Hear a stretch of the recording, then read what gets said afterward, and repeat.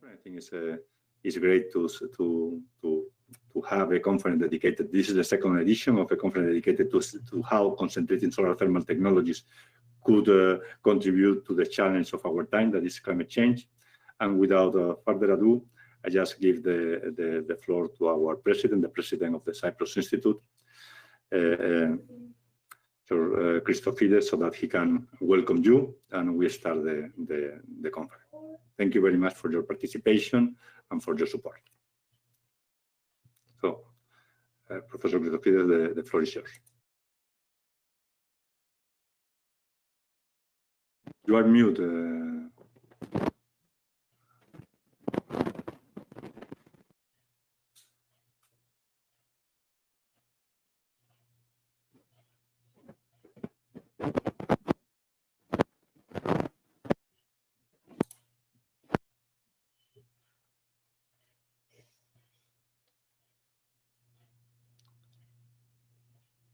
Right, okay, so I could unmute myself now. Can you hear me and see me now? Okay, thank you, Manuel. Distinguished guests, dear colleagues, dear friends. It's a great pleasure for me to welcome you to the second international conference on concentrated solar power for climate. At the same time, I'm really sorry that we have to hold this conference online and that I did not get the chance to welcome you here in Cyprus and the Cyprus Institute and greet you and interact with you in person. The coronavirus pandemic has already claimed the lives of hundreds of thousands of our fellow global citizens and have brought the world to a standstill. And according to many analyses, this is just a preamble of what it is to come in the future. Indeed, our world is facing the most essential and unprecedented challenges of the modern times, which are threatening not only our societies as we know them, but our very existence, at least in the form that we know it to date, and could until today envisage it. So climate change is happening at a much greater speed than we initially projected. So much so that many talk of the so-called tipping point being already surpassed. Despite the initial enthusiasm of being able to decelerate or stir to a different direction the course of the unwelcome events, we emerged as structured societies short of that expectation. New goals have now been set, and yet unless we commit to fully embrace the new and emerging technologies for significantly cutting, if not eliminating, gas emissions, we are once more set to fail. The role of science in this fight for change and survival is pivotal. And conferences such as this that not only present our scientific and technological achievements, but also initiate a sincere dialogue with industry and policymakers are of utmost importance. We at the Cyprus Institute, we are proud to consider ourselves as pioneers in enabling scientific developments in these areas related to the understanding and mitigation of climate change, including concentrated solar energy, and providing the instruments not only for the dissemination of this knowledge, but also initiation of the necessary dialogue for the area of the Eastern Mediterranean and the Middle East. So with this said, I'm looking forward to follow with great attention the proceedings of this conference, and I would like to thank you all for your participation and sending our contributions today.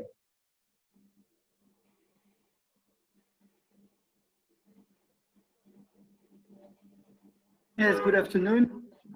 Thank you very much, Professor Christophides, for this welcome. And I would like to start the first session of this conference, which is titled Climate Change, Are We Running Out of Time? I would like to introduce myself. I am Professor Sciare. I am the Center Director of the Energy, Environment, Water Research Center, which hosts the energy division that operates the CSP technology at the Cyprus Institute. We have 1 hour together, and I would like to welcome first our speaker, Dr. George Zittis. George Zittis is an associate research scientist in our regional climate change modeling group. the Cyprus Institute, and he will present for 15 minutes climate scenarios and impacts. George? Thank you, Professor Sciare, for the introduction. Can you see my screen? That's perfect. Full screen. Okay, great. Please go ahead. Yes, thank you very much also for the invitation to present in this very interesting and very relevant to our work conference. Today's talk will be about global and regional climate scenarios and impacts. So an outline of the presentation, we will first talk about observed changes in our climate system. I will then present some global and regional climate projections, and then we will say a few things about climate change impacts, mostly related to extreme events. Here are the observed temperature anomalies since the middle of the 19th century, which is the period that we have started to have consistent and reliable measurements of temperature. And what we see in this graph is a clear increasing trend, which is stronger after the 1960s. So since pre-industrial time, our planet has warmed about 1.1 degrees C. The warmest year on record has been the year 2016, and this was a strong El Nino year. And this year, 2020, is competing this and will likely reach or even break the 2016 record. We see that these observed trends of temperature are very well aligned with the increasing trend of greenhouse gases, such as CO2, which is the major greenhouse gas, anthropogenic greenhouse gas in the atmosphere. And despite the global pandemic and the slight reductions in emissions, we see that the increase of CO2 in the atmosphere is continuing, and we are now in the levels of about 411 parts per million. So there is a clear connection between greenhouse gas concentration in the atmosphere and temperature increase. In this global map, we see the temperature anomalies of last year, 2019. It was the second warmest year on record. And we see that for most of the planet, the conditions were much warmer than average. And for many parts of the globe, these bright red colors, we see that we had records that were broken. And one such region is the Eastern Europe. If we look more into our region, the Eastern Mediterranean, we see that the trends of temperature are in a similar fashion. We have a temperature increase over the last 120 years.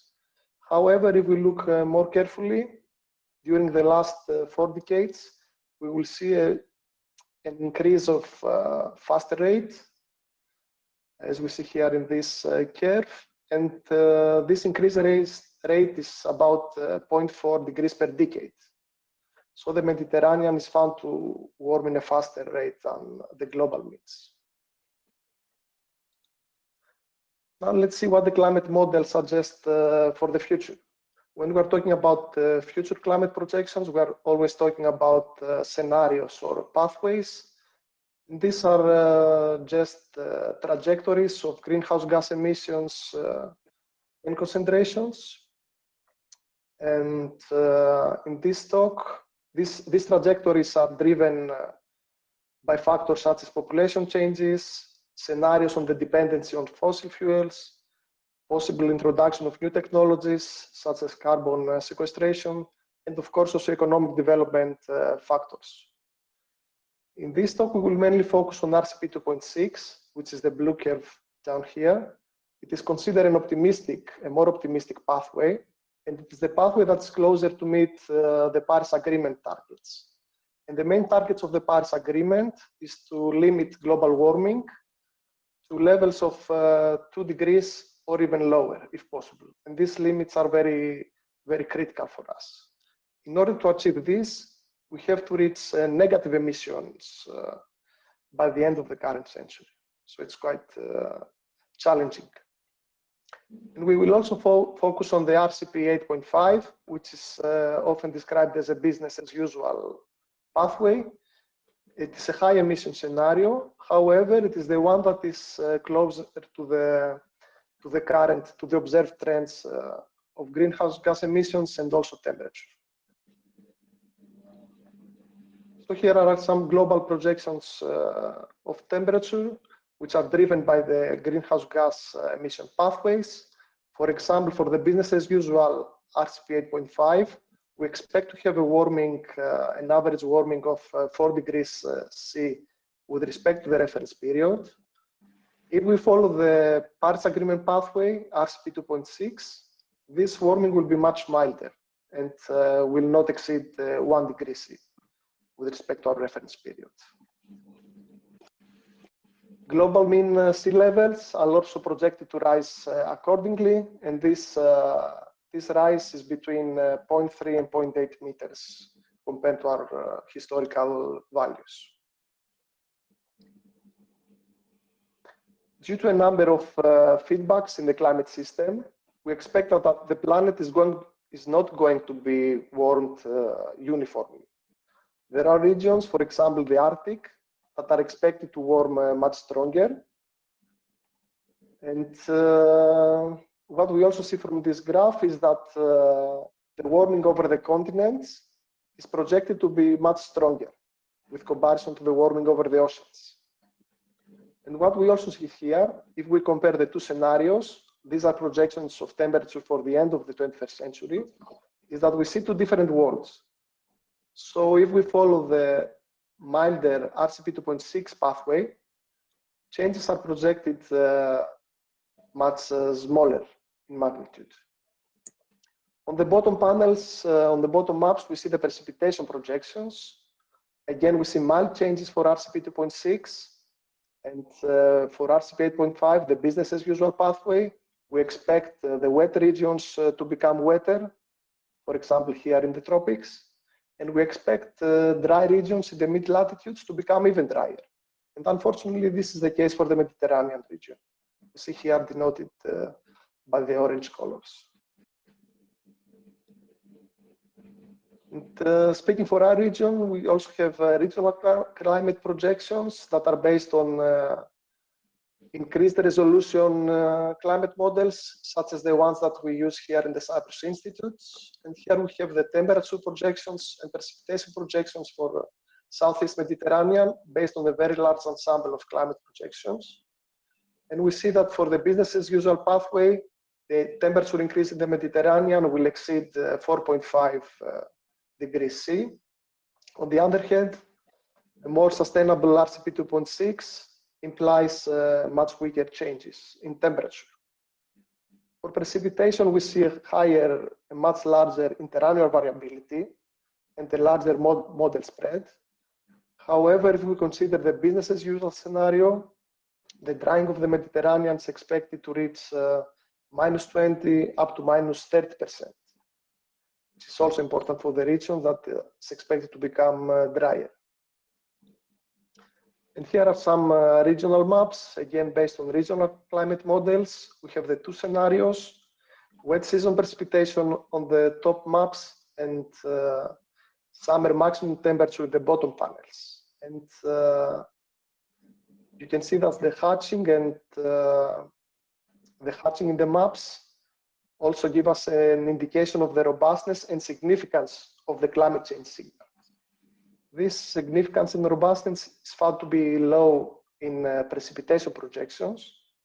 However, again, we see that for the business as usual pathway, most of the Mediterranean will likely experience a strong dry. While as we see, this is not the case for the rest of Europe, where we expect precipitation to increase.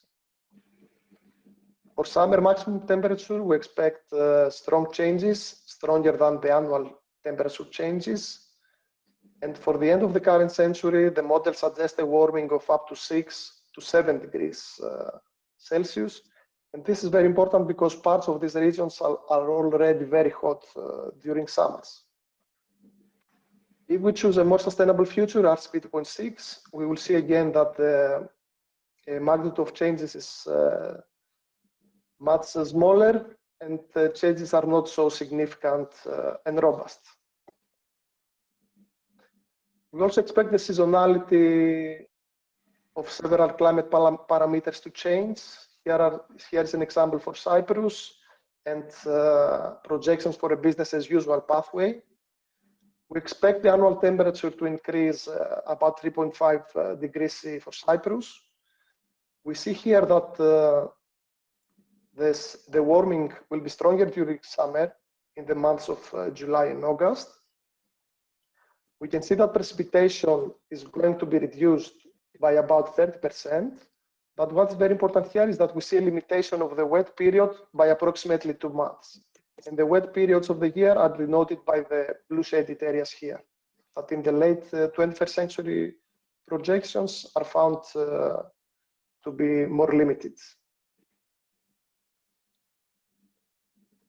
In this graph, we see the probability densities of annual temperature anomalies for the Eastern Mediterranean for a range of pathways and time horizons. And what we see with this type of graphs is that, for example, for this curve, the RCP8.5 scenario for the end of the 21st century, we see that the coolest years in the future will be as hot as the warmest years of the historical period. So we see strong changes and strong shift of the distribution towards to warmer temperatures. We also see that the shape of the distribution is also changing in a more platycirtic nature, and this implies more frequent and more extreme events. And what we see, and this is the case also for the milder RCP2.6, is that the warmest years of the future is something that we have not experienced yet in our region. So as we saw earlier, summer warming is an issue of great concern as extreme events such as heat waves. And here we have analyzed future heat waves. We have expanded the region to include also parts of the Middle East and North Africa, and we have applied the percentage-based definitions of heat waves. Again, we focus on the business as usual pathway, RCP8.5. And here we see the percentage of mainland land that's projected to be exposed to heat waves of great impact. For example, by the end of the century, about 60% of the region is expected to be exposed by super or ultra extreme heat waves, which are events of great impact that are so far unprecedented. At the same time, we see that the population that is projected to be exposed to such severe heat waves will increase in the future. And if we consider the super and ultra extreme events, about 600 or 700 million people, individuals, will be exposed to such severe events in the MENA region. And what is very important is that most of these people will be living in cities. And this is introducing additional feedbacks such as the urban heat islands and other phenomena. Of course, an impact of these very severe heat events is mortality due to exposure to extreme heat conditions. And here we present the mortality risk ratio between future and historical conditions. For example, for the Eastern Mediterranean, we expect to have increased mortality up to between 6 and 10 times compared to the mortality of the historical periods. If we move towards the end of the 21st century, these numbers increase dramatically. In order to cope to these very harsh conditions in the region, we will have to adapt. And one way to adapt is, of course, space cooling. And we are talking for both indoor and outdoor space cooling. But this is introducing, this will introduce dramatic increases in the energy demand to cover this cooling, this demand for cooling. Here we saw again in comparison an example for Cyprus. We have similar results for other parts of the Mediterranean. And we see that, for example, for a high emission scenario, the business as usual RCP8.5, the demand for electricity for space cooling is projected to increase by 250%. If we choose a more sustainable future and the RCP2.6 pathway, this increase in cooling demand will be limited to 60%. Another severe impact, very important also for the Mediterranean and other parts of the world, is droughts. So in the future, we expect to have prolonged droughts of increased frequency and also increased severity. And again, we see that the Mediterranean region is a hotspot for this type of events. And this is a result, as we described earlier, of the strong temperature increase and decline of precipitation. Again, in order to cope to these conditions and provide and cover the water demand for agriculture or domestic use, we have to adapt, and desalination is one way to do this in this type of semi-arid environments. And as you know better than me, desalination is a very energy demanding process.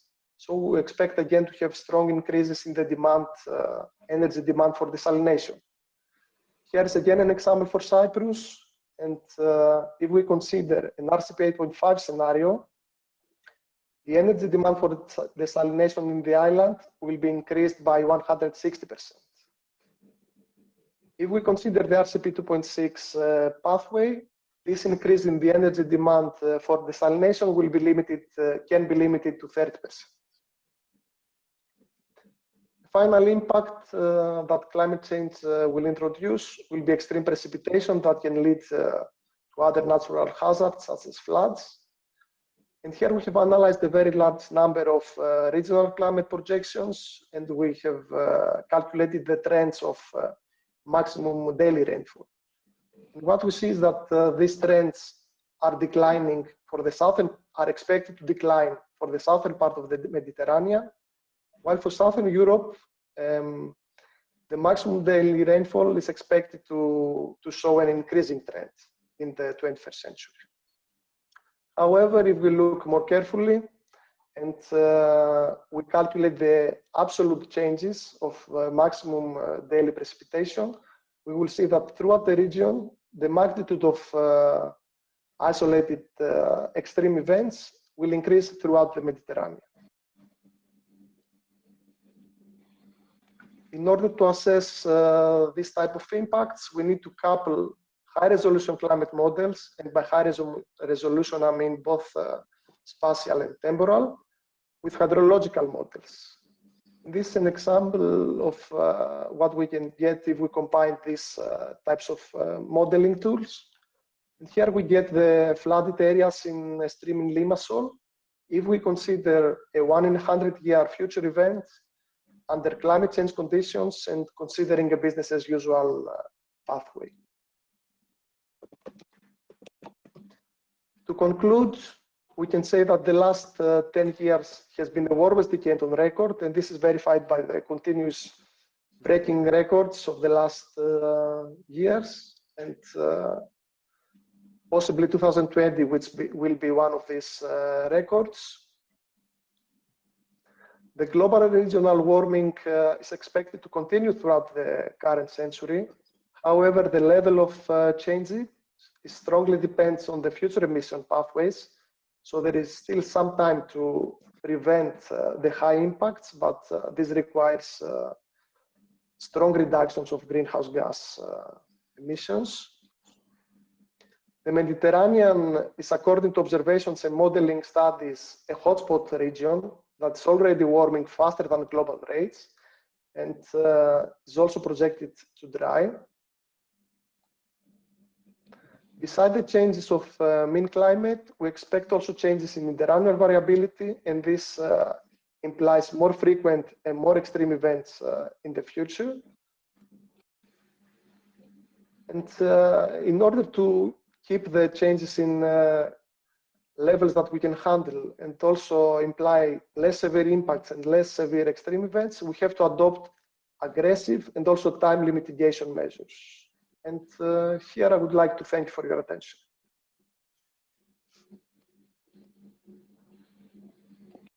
Thank you very much, George, for this very nice presentation. Please stay with us for the panel discussion that will take place at the end of this session. I would like to give the floor now to the next speaker, Professor Papanicolas. Professor Papanicolas is Institute Professor at the Cyprus Institute and Director of the Energy Division. He will provide us a presentation on the climate change initiative and the role of CSP. So, Professor Papanicolas, you have the floor for 15 minutes. Thank you, Jean. Do you see my screen now? Is it okay? Yes? No? Yes, if you put it in full screen.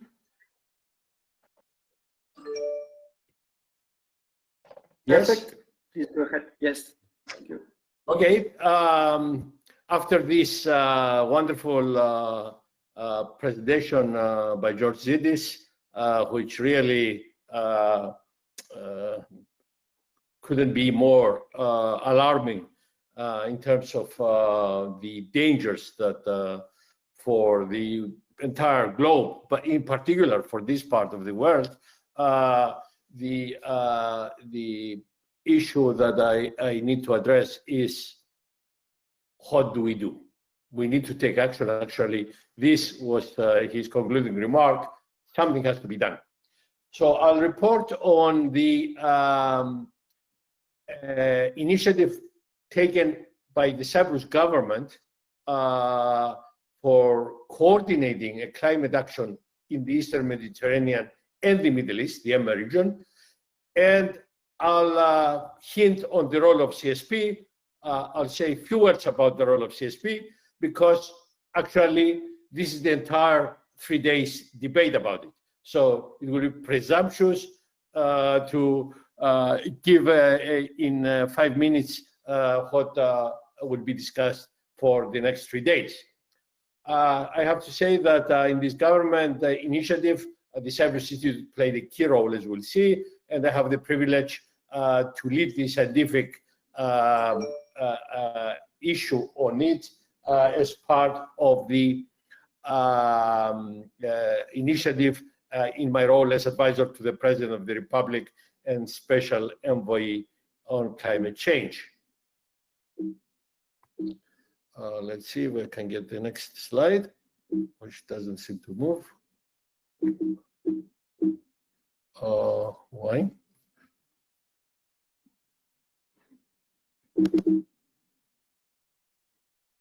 Somehow, my PowerPoint looks to be stuck. Let me see if I can.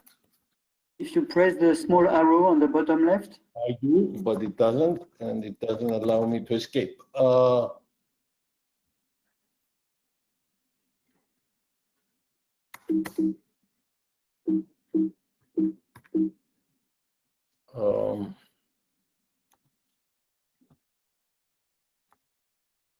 Okay, it has been a hot summer. Let me very quickly, those of us that were in Nicosia, look at the temperatures. This is from the climate, from the Meteo Service, and the observation station is really a few hundred meters away from where we sit at the Cyprus Institute. July was a very hot month. You see 2.5 degrees above the average. And so was August, almost 3 degrees above average. September, 4.5 degrees, on and on. It's people feel it. It's not just projections. The effects are felt, they're here. This was not the case several years ago. I will not repeat, of course, the conclusions of George Zittis.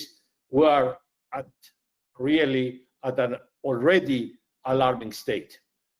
And of course, the yearly average in Cyprus, again, shows that we are already at 2 degrees, apparently, in this part of the world.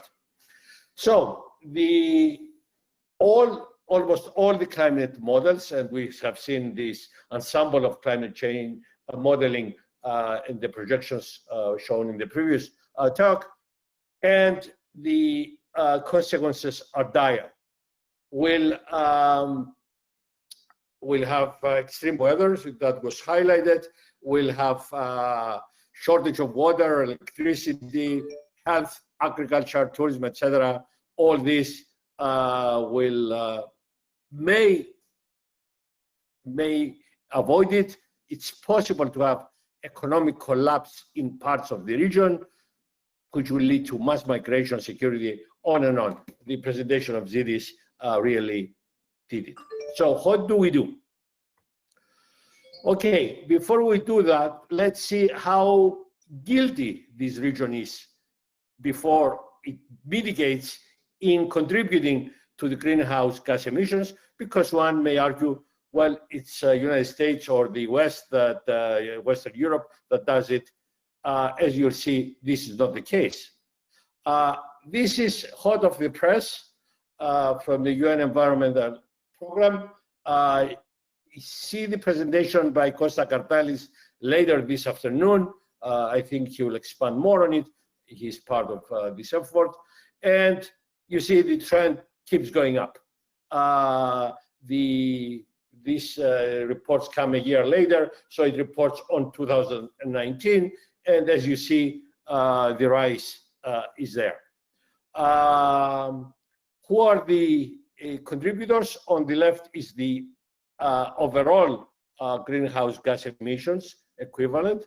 And that, of course, has to do with the population of the country. If you normalize with the population of the country, in other words, contribution per capita, you see United States is the worst offender, but interesting enough, for the last 10 years, it's declining for reasons that have to do with the displacement of coal by natural gas.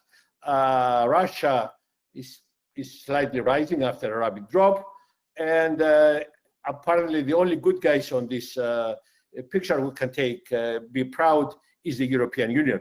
The rest are flat or slightly rising. Okay, how is the region doing? Because it's a bunch of small countries, they don't show in this report. So I found this report, which compares countries of a similar size to the big countries of the region.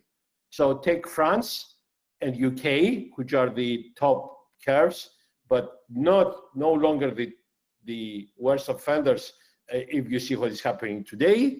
While if you see Egypt, Turkey, Saudi Arabia, and Iran, they are rising. And therefore, the entire region, actually, which in population is comparable roughly to the European Union, is getting to be as competing in magnitude with entities like the European Union, but is not bunched together in these reports as the EMMA region. Therefore, it falls below the radar. Really, the region has some of the worst offenders, and actually very little is done to correct the situation. It's really embarrassing, and this needs to be curated. Here is another carbon emissions per capita in the region by country now.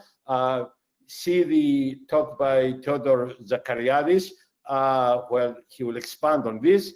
And you see the horizontal lines show the 2018 average and the targets for the 2030 if you want to stay at 2 degrees or 1.5 degrees.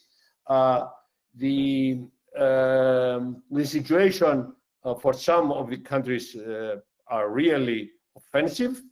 Countries like Greece, Cyprus, Israel, Iraq, and Turkey are at the borderline, and the poorest countries of the neighborhood don't violate the limits. But if you have seen the previous one, they are like Egypt, for example. They are rising very rapidly, so they are going to catch up and even exceed the limits. So the prognosis, it's really bad. Also, to make a point that I will not show, the entire region, the penetration of renewable energy sources is below 2%. It's really astounding. So something has to be done. We have heard that the climate change will hit hard, and we need to both adapt and mitigate. So we need to do something about it. Here comes the Cyprus Climate Initiative, which was the outgrowth of the first International Climate Change Conference for the EMA region, May of 2018. You see here the architect of the Paris Agreement, Laurent Fabius, and the head of the Sustainable Development and Solutions Network of the United Nations, Geoffrey Sachs, along with Commissioner Stylianidis of EU, among our chair of the session and myself, which was a huge success. And the conclusion was that the region needs to do something. Both Fabius and Sachs said, you should start from here. The Cyprus government should do something about it. It's the only member of the EU in the Middle East. Take the leadership. So it was done. The government responded, and in March 2019, the initiative was launched to coordinate efforts of the Eastern Mediterranean and Middle East to address the effects of climate change. It was structured in two phases, one where the scientific documentation and the evaluation of the current situation will be done, so anything proposed will be on sound scientific foundations, thoroughly studied, and with the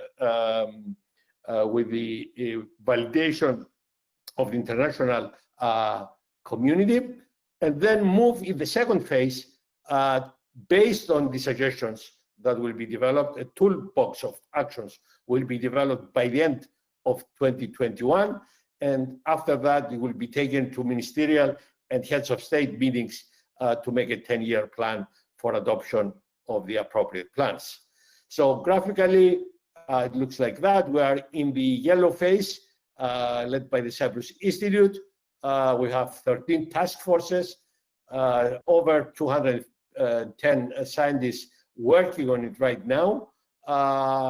Will be presented at the international conference, mark your calendars, 14th to 16th of October next year, 2021, and then it's handed to politicians and planners for implementation. At that time, the implementation moves to the governmental level under the Ministry of Environment, but the whole is led by the President of the Republic. This is the timeline I described. It goes beyond 2030, the horizon of implementation.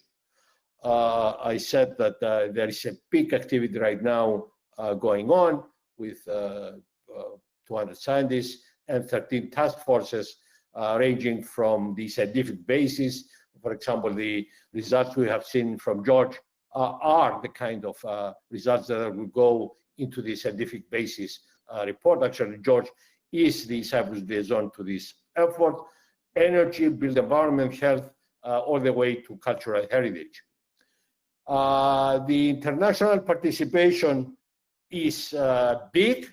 You see all the countries of the region involved, with many experts from Western Europe, international organizations, and the Americas. The initiative has been presented at the UN General Assembly, picture there with the President of the Republic, at the COP25 in Madrid, and at various ministerial meetings. So, the mitigation measures in the EMA region. Adhering to the Paris Agreement does not mean degradation of quality of life. this is something we have to dispel. Actually, this is 2 years old now graph, which shows very nicely, this is global, that you don't, this is the Human Development Index of the United Nations versus energy consumption, and you see it can vary by a factor of 5 without improvement in the quality of life. So especially the rich countries don't have to sacrifice anything about quality of life to reduce their energy consumption. CO2 emissions, likewise. You see, United States doesn't have much better quality of life than, let's say, Iceland or Hong Kong, for that matter, but they are 5 times more emitting more CO2 than that. It can be done without sacrificing quality of life. The other day I was discussing with Nestor Phylaktos, Theos Zachariadis, how does it look in our region? Wow, look at this graph here. What you see is that there is a bifurcation. You can emit 5 times more, probably, than a corresponding country with the same gross domestic output. And it even doesn't correlate with the quality of life. You see, it's totally scattered. The peak offenders don't get a higher quality of life. The measured now with the sustainable goals of the United Nations. Probably we'll hear more about this from Theos Zachariadis. So these conclusions that are known for the world apply even more dramatically in our region, for reasons that I believe we understand. So mitigation and adaptation measures in the EMA region, yes, it can be done without actually sacrificing development or quality of life. And this is a very important message to the governments of the region. CSP can be a major tool, we know this, but we'll refine how this can vector in the coming days, and I'm looking forward to hearing the details from desalination to electricity production to climatization. It's in the program. I'll give you only one example.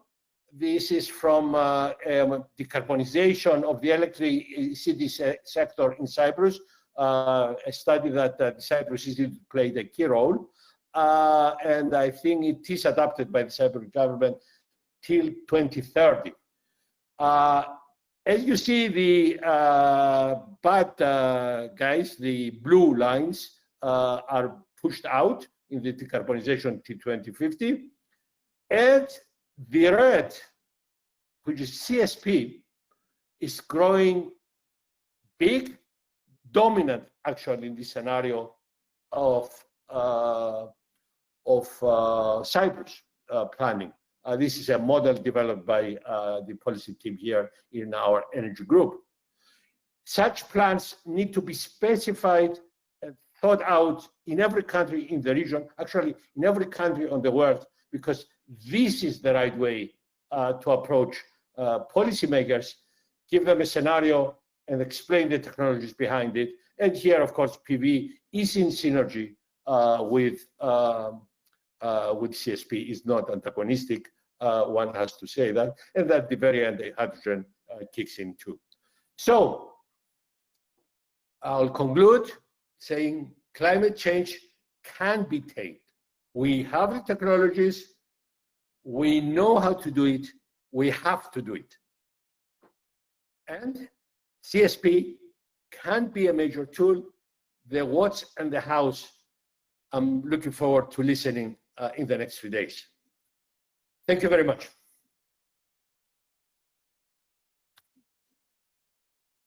Thank you very much, Professor Papanicolas, for this very inspiring talk. Please also stay with us for the panel discussion. I would like to move to the third and last speaker of the session. Dr. Andreas Poullikkas is chairman at the Cyprus Energy Regulatory Authority in Cyprus, and he will present Cyprus' strategies towards decarbonization. Dr. Poullikkas?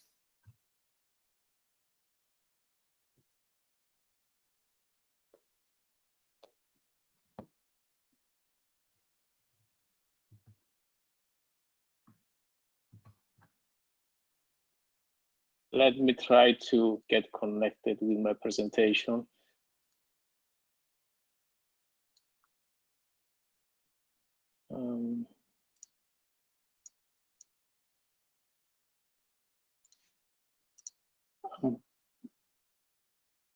I'm trying actually to share my screen.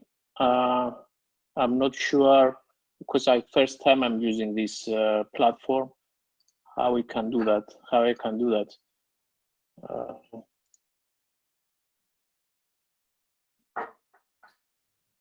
I have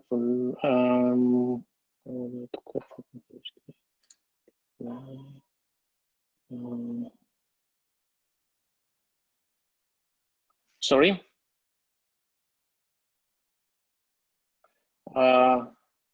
And okay. No, I have not received anything actually. This is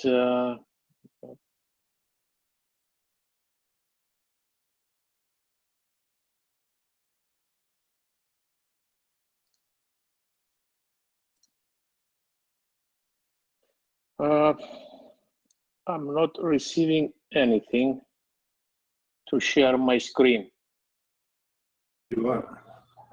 Yes, please. Please do that.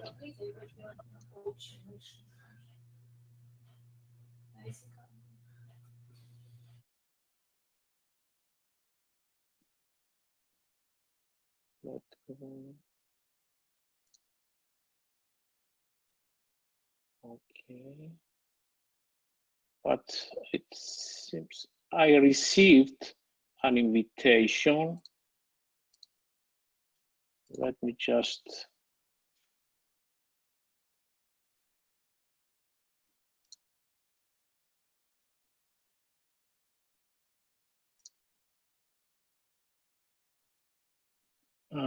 Okay, I have allowed. It was a privacy matter actually, and now I have allowed the. Okay.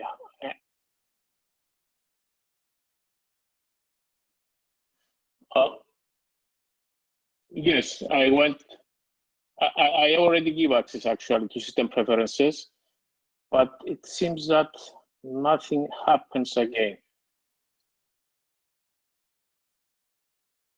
Okay, I need to disconnect.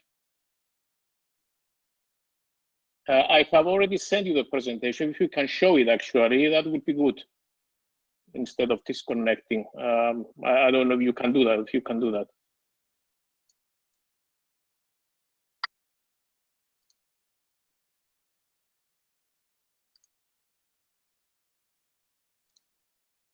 Yes.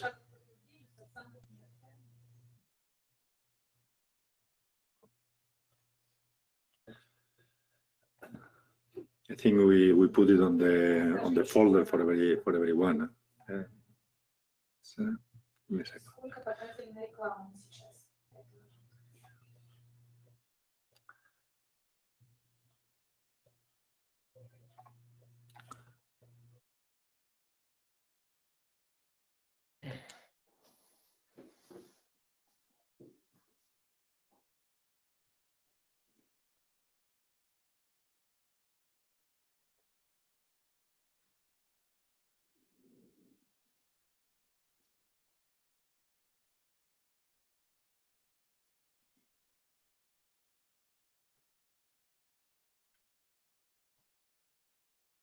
Hello, I'm back again.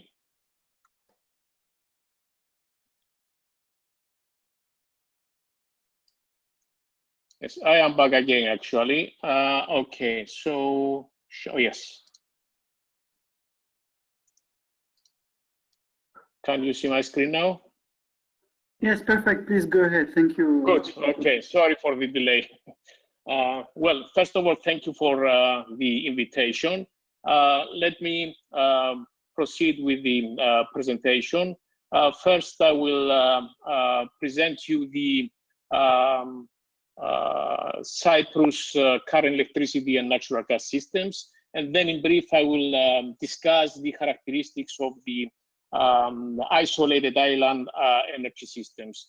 I will then concentrate on the short to medium-term strategies concerning the decarbonization of Cyprus, and also the long-term strategies concerning not only Cyprus, but also for the whole Southeast Mediterranean region. Now,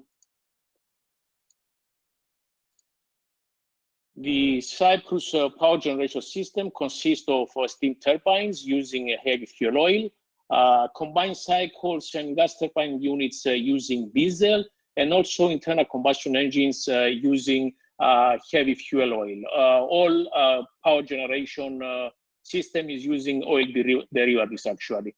Now, concerning renewables, we have so far 270 megawatt installed capacity of photovoltaics, 157 megawatt capacity of wind parks, and also 13 megawatt in biomass. Now, the total installed capacity for the island is around 1,500 megawatt of conventional technology, and also 387 megawatt of renewables. Here I show you the distribution of the renewable energy sources in the island, which is quite good. And also concerning the natural gas system, the existing natural gas system still is under development. We expect that by the end of 2022 to have the first natural gas in Cyprus, which will be used in the first case for power generation. Now let me move on to the characteristics of the isolated electricity systems. The first characteristic is the high fuel cost. Mainly, most of the island systems are using oil derivatives. Also, the economies of scale in isolated electricity system, in island isolated electricity system, cannot be adequately exploit, and generation unit cannot exceed actually a certain size, since the loss of a unit would mean the loss of a high percentage of the entire system. And also, we need always to maintain a high reserve capacity to ensure power system reliability, which is costly. By the rule of thumb, the smaller the electrical system size, the more the expenses will be. Now, regarding energy transition, which is based on three main pylons, the security of supply, the market integration, and the socioeconomic welfare benefits. In terms of non-interconnected islands, we need first to reduce the cost of the security of supply, to achieve market integration, and also to increase the socioeconomic welfare benefits for the end users. Now, in order to achieve this, we need to increase the system flexibility by integrating renewable energy sources into the electricity system, together with the use of natural gas and storage in order to make the system more flexible. I will explain this in the following slides. And also to provide e-mobility as well, especially B2G technology, that is vehicle to grid technology. This is a technology with a bidirectional flow of the electricity between the electric car and the grid, and therefore electric cars can be used as storage as well. Also, we need to establish in isolated system electricity interconnections, especially with the European Union internal electricity market. And in fact, the island of Cyprus, as we all know, is the only non-interconnected member state. And in the long term, we can use hydrogen produced from renewable energy sources or from natural gas. I will explain this in the following slides. Now, regarding the short-term to medium-term strategies, Cyprus already adopted the European Union electricity market target model. I will not go into the details of this model, but I would like to stress that the integration of the renewable energy sources into the electricity market is very challenging, especially for isolated system, because we need to take into account not only the levelized cost of electricity of different technologies, especially of the renewable energy sources, but also the reliability of the system, since, as we know, most of the renewable technologies are intermittent. For example, here I show you the effect of photovoltaics generation on the load curve for the case of Cyprus. This is a simulation with 500 megawatt of photovoltaics, in which we get actually the so-called DAC curve. The blue color is the generation from photovoltaics during the day. Therefore, this is the belly of the DAC. The challenge that we are facing is, for example, during the night, during the evening, when we need to substitute the photovoltaic generation with conventional generation. The rate of increase, actually, the ramp-up rate of the generation of the conventional technologies is quite high. Therefore, we need a combination of storage as well as the so-called flexible technologies. And what do we mean by flexible technologies? Technologies that are using natural gas, such as gas turbines and also combined cycles. Another example is an example from the UK, which we have, for example, simulations for 2009 and 2025. This is the energy produced in UK in 2009. The yellow color is the nuclear power. The black color is the coal power. The red color is the gas power, and also the green color is the wind power. Now, concerning 2025, we expect large-scale integration of wind technologies into the UK electricity system, and therefore we observe that the flexible technologies, that means technologies using gas, can absorb actually all these fluctuations from the intermittency of the wind technologies. Therefore, as we all know, natural gas is a transition or a bridge fuel, and this will help switching from coal to gas or from oil derivatives to gas. But also gas and storage can be used in order to back up the intermittent renewables there, and therefore will allow more renewables to enter the system. And therefore, based on a recent report from the Oxford Institute for Energy Studies, this is the quickest, the easiest, and the lowest cost of decarbonization path. Now, regarding the long-term strategies for the Southeast Mediterranean region, first we need to think which are the indigenous energy sources in the area. First, we have the gas reserves in the Southeast Mediterranean region, the Israeli gas reserves, Cyprus gas reserves, the Egyptian gas reserves, and also the potential gas reserves in Greece. Also, we have wind potential, especially in the Aegean Sea, also in some areas in Egypt, high wind potentials. And also we have high solar potential in the Southeast Mediterranean region, which is suitable for solar technologies such as CSP as well as photovoltaics. Therefore, the combination of these three indigenous sources, the natural gas, the wind potential, as well as the solar potential, can be combined in order to produce hydrogen in the long term.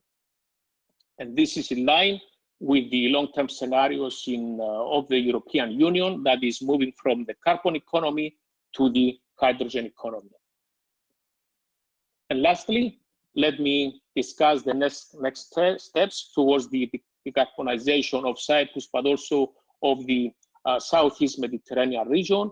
We need to develop a strategic plan with a horizon up to 2060, which will include electrical interconnections, pipeline interconnections or virtual pipelines, integration of sustainable technologies and storage, the use of hydrogen after 2030, hydrogen that will be produced from natural gas and from renewables, and therefore these will allow the Southeast Mediterranean region countries to become energy exporters to the EU.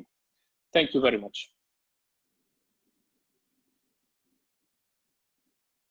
Thank you very much, Dr. Poullikkas, for your presentation. I would like to invite to keep you here on board with us, but also to invite Dr. Zittis and Professor Papanicolas to join us for this panel discussion of 10-15 minutes.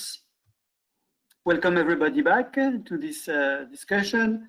On this first session, I would like to go through a couple of questions I have noted during your presentations, and maybe starting with the last one with Dr. Poullikkas.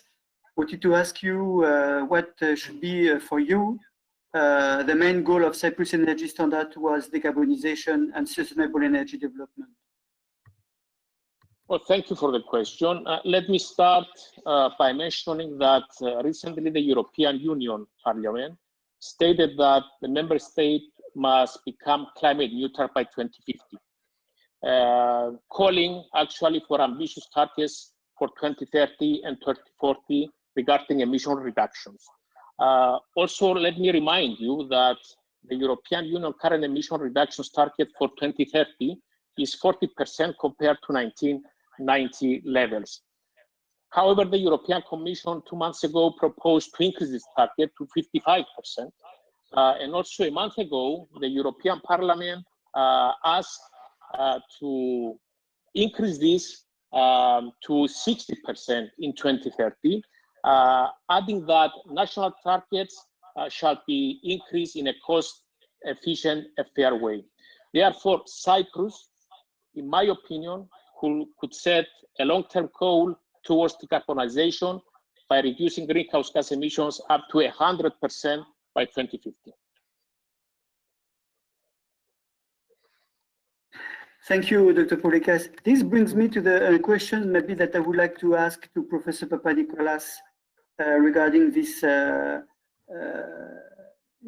topic on hydrocarbon. Professor Papanicolas, the region is known for the reserve of its reserve of the hydrocarbon. Many countries in the region are rich because of these reserves. How do you convince them to decarbonize? Yeah, it's a tough one. Yes, a lot of the countries of the region have invested, and their riches derive from cheap oil. Now, not only we have to decarbonize, and as you have seen, it's no accident that this region is moving very slowly into renewables because they have cheap oil. And not only they have cheap oil, they make their money by selling cheap oil. So it's asking a stone producer in the Stone Age to stop producing stones. Well, as the Minister of Petroleum of Saudi Arabia said in the 60s, it was said by the Minister of Saudi Arabia of oil, the Stone Age did not end because we didn't have enough stones. And the oil age will finish not because we run out of oil. So you don't have to convince them. Already the very prestigious Oil and Gas magazine had a forecast that the demand for hydrocarbons may have peaked. Maybe that the pandemic is the beginning of declining in hydrocarbons demand. So, and I saw a lot of curves that show that you don't need all these CO2 emissions, and you don't need hydrocarbons to have a good way of life or a very high quality GDP, sustainable development, etc. So the global market will convince them. They won't do it because out of altruism to the rest, they will do it because of the market. And already we saw in the map that Andreas showed that this area is particularly rich in solar potential.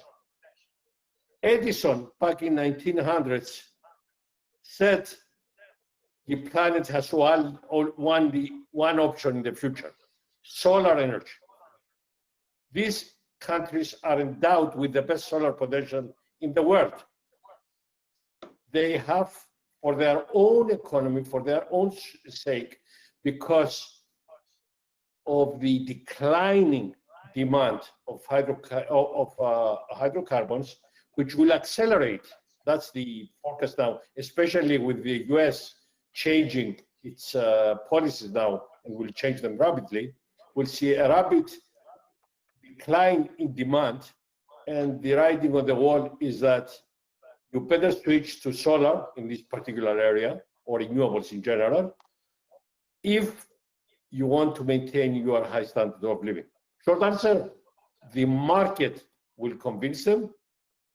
We have to work together to have a smooth transition from a hydrocarbon economy to, in this case, solar/hydrogen economy. Unfortunately, I want to make even a provocative statement. The European Union plan is putting too much emphasis on wind power versus vis-a-vis hydrogen, and unfortunately not enough on solar, probably as a result that the northern countries have a lot more power in the decision-making than the southern countries.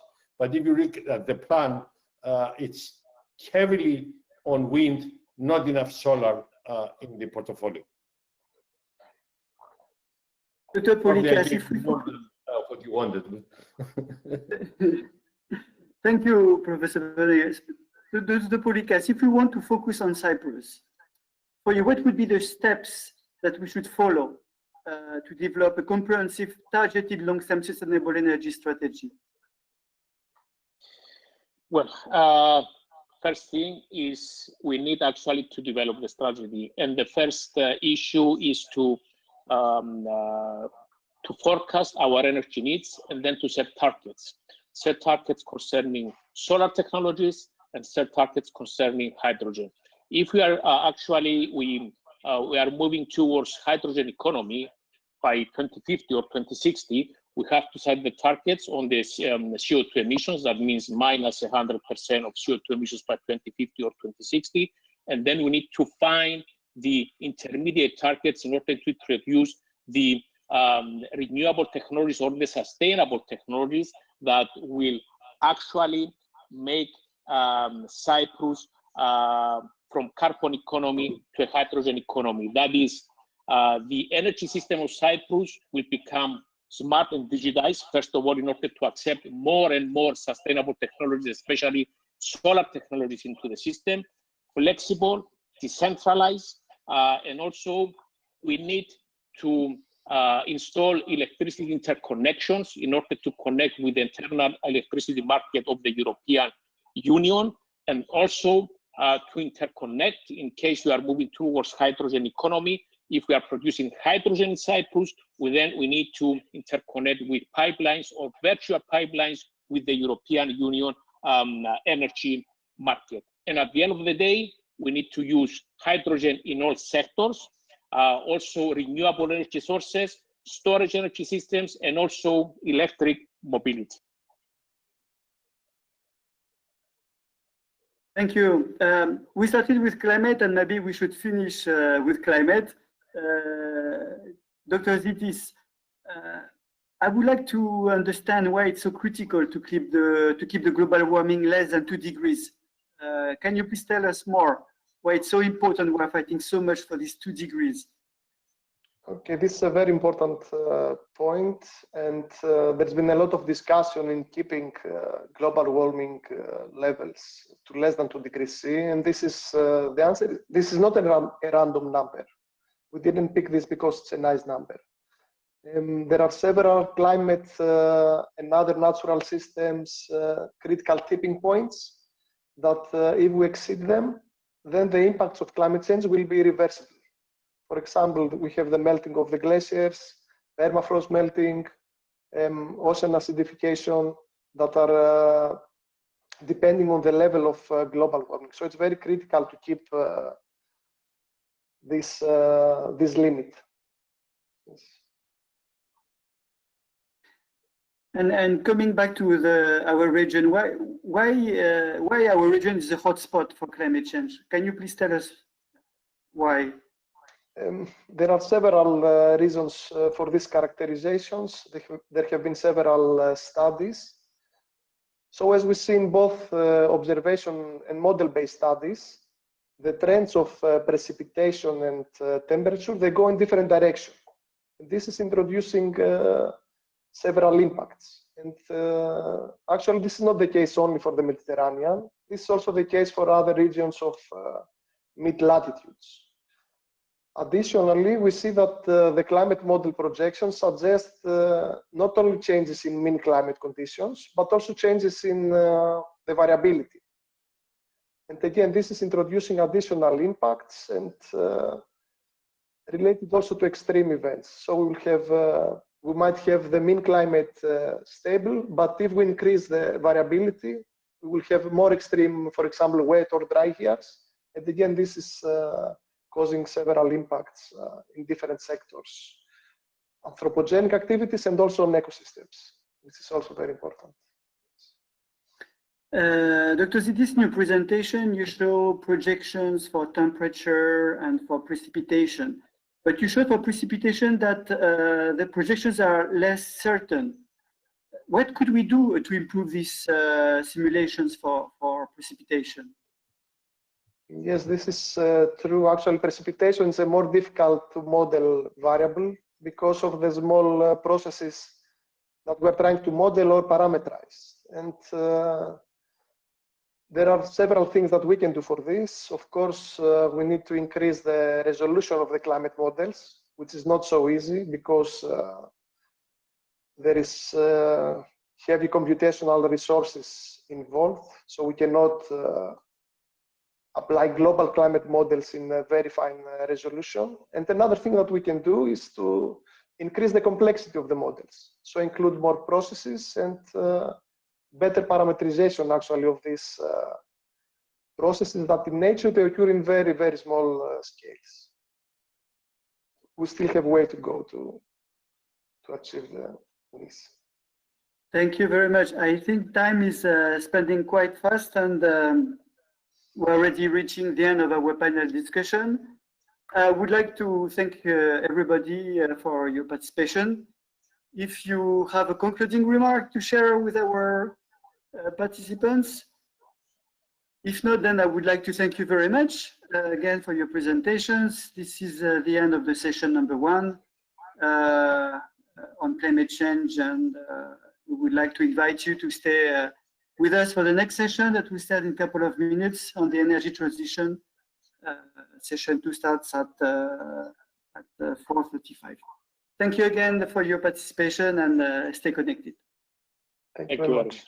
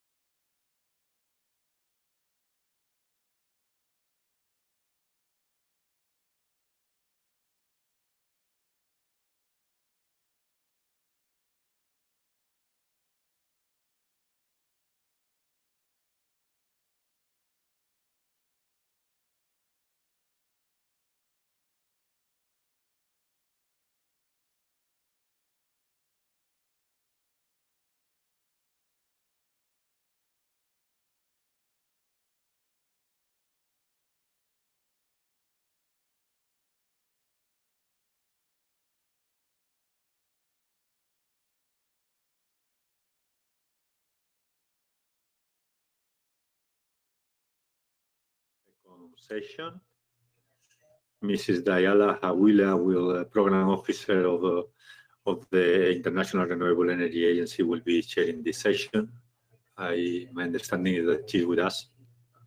Hello, how are you doing? Hello, how are you? My name is Diala Hawila. I'm from IRENA. I will be replacing Dr. Rabia Firouhi, who is the director of our division, the Knowledge, Policy and Finance Center at IRENA. Rabia apologizes that she cannot be here today, but hopefully we will try to fill in her shoes. So today I have the pleasure to moderate the session on the energy transition. How will we get there? So how should the energy transition be? So we heard a lot in the first session from our very distinguished panelists and presenters, how urgent the energy transition is. It is getting warmer, it is getting more hazardous.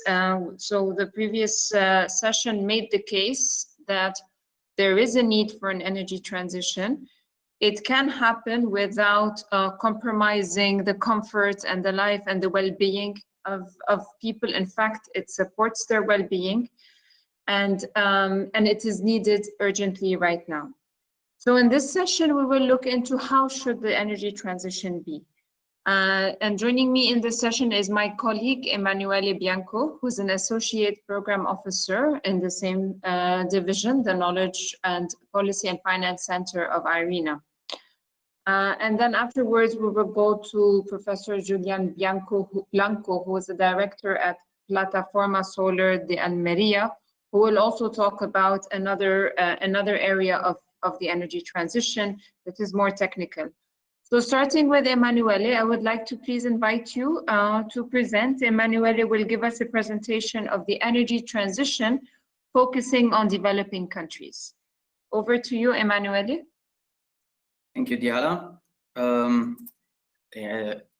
My name is Emanuele Bianco. As Diala said, I am Associate Program Officer in IRENA in the Policy Unit, which is the unit that tries to assess all the policies, all the measures needed to achieve an energy transition and their socioeconomic effects, to assess their socioeconomic effects. Now, I'm trying to show my screen. I don't know if you are seeing it now.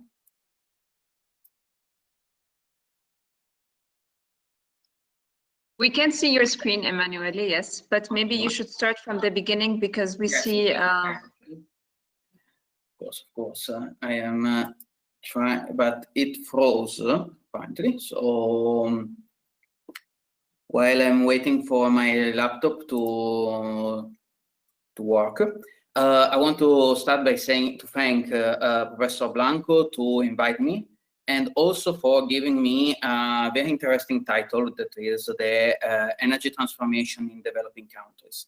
This forced me to start thinking about what the energy transformation will need to be in those countries that we can call developing dynamic energy systems, or anyway in those systems where viable renewable energy is not there yet, and where heating and cooling is still very much reliant on fossil fuels or traditional biomass, or where people cannot afford a good level of heating and cooling and cooking services.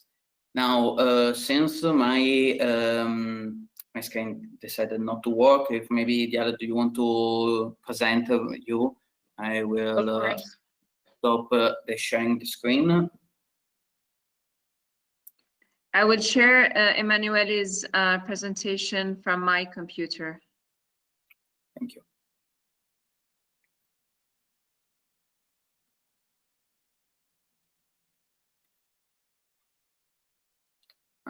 So if you want to start from the next slide already, yes, what I want to say is, and what this presentation will repeat quite sometimes, is that viable renewable energy has a value that goes beyond the mere production of energy, and also beyond the mere important decarbonization of the energy sector.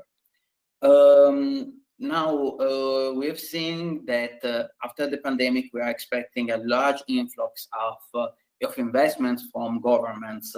And there are multiple governments that committed to devote these funds to renewable energy. So in IRENA, what we do is also to compare the effects in the job sector, for example, of a world where everything stays as it is, and a world that is going towards the achievement of the Paris Agreement. And we compare these two worlds, and we see what will happen. And obviously through models and our assessment. And you know, one of the main concerns of policymakers is if renewable energy will destroy jobs in fossil fuel, in the oil sector, and so on and so forth. So one result of our analysis is that actually the renewable energy creates jobs, creates more jobs than the one lost from the fossil fuel sector. For every job lost in the fossil fuel sector, we have around four more jobs in the renewable energy. And even when we are saying job lost, we don't mean unemployed people, because most of these people can be retrained with very little changes on their daily routine, or without need even to reskilling them. For example, people working in the offshore oil sector can be trained to work in the offshore wind sector. And these benefits, these employment benefits, is not equal, but always positive across all the countries, all the regions in the world. East Asia will benefit more, other countries will have a lesser benefit, like Oceania, and it's mostly due to the existing supply chain of energy transition related technologies. If you want to go to the next slide, show another interesting snip, that is the fact that these growth can be quite fast. Already in 3 years, if the post-recovery packages will be developed, will be deployed for renewable energy, we can see 5.5 million jobs being created against 1 million jobs lost from the fossil fuel and the nuclear sector. It's very small yellow, you can see it. Now, when we say here, it's not dedicated only to the power sector. Of course, it is the energy sector on its whole extent. However, we know most of the people, most of the policymakers are have dedicated their efforts in the power sector. We want to go to the next slide.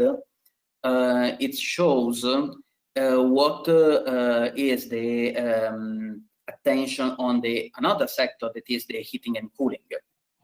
In the heating and cooling sector, in the last 10 years, we are not registering too many new policies.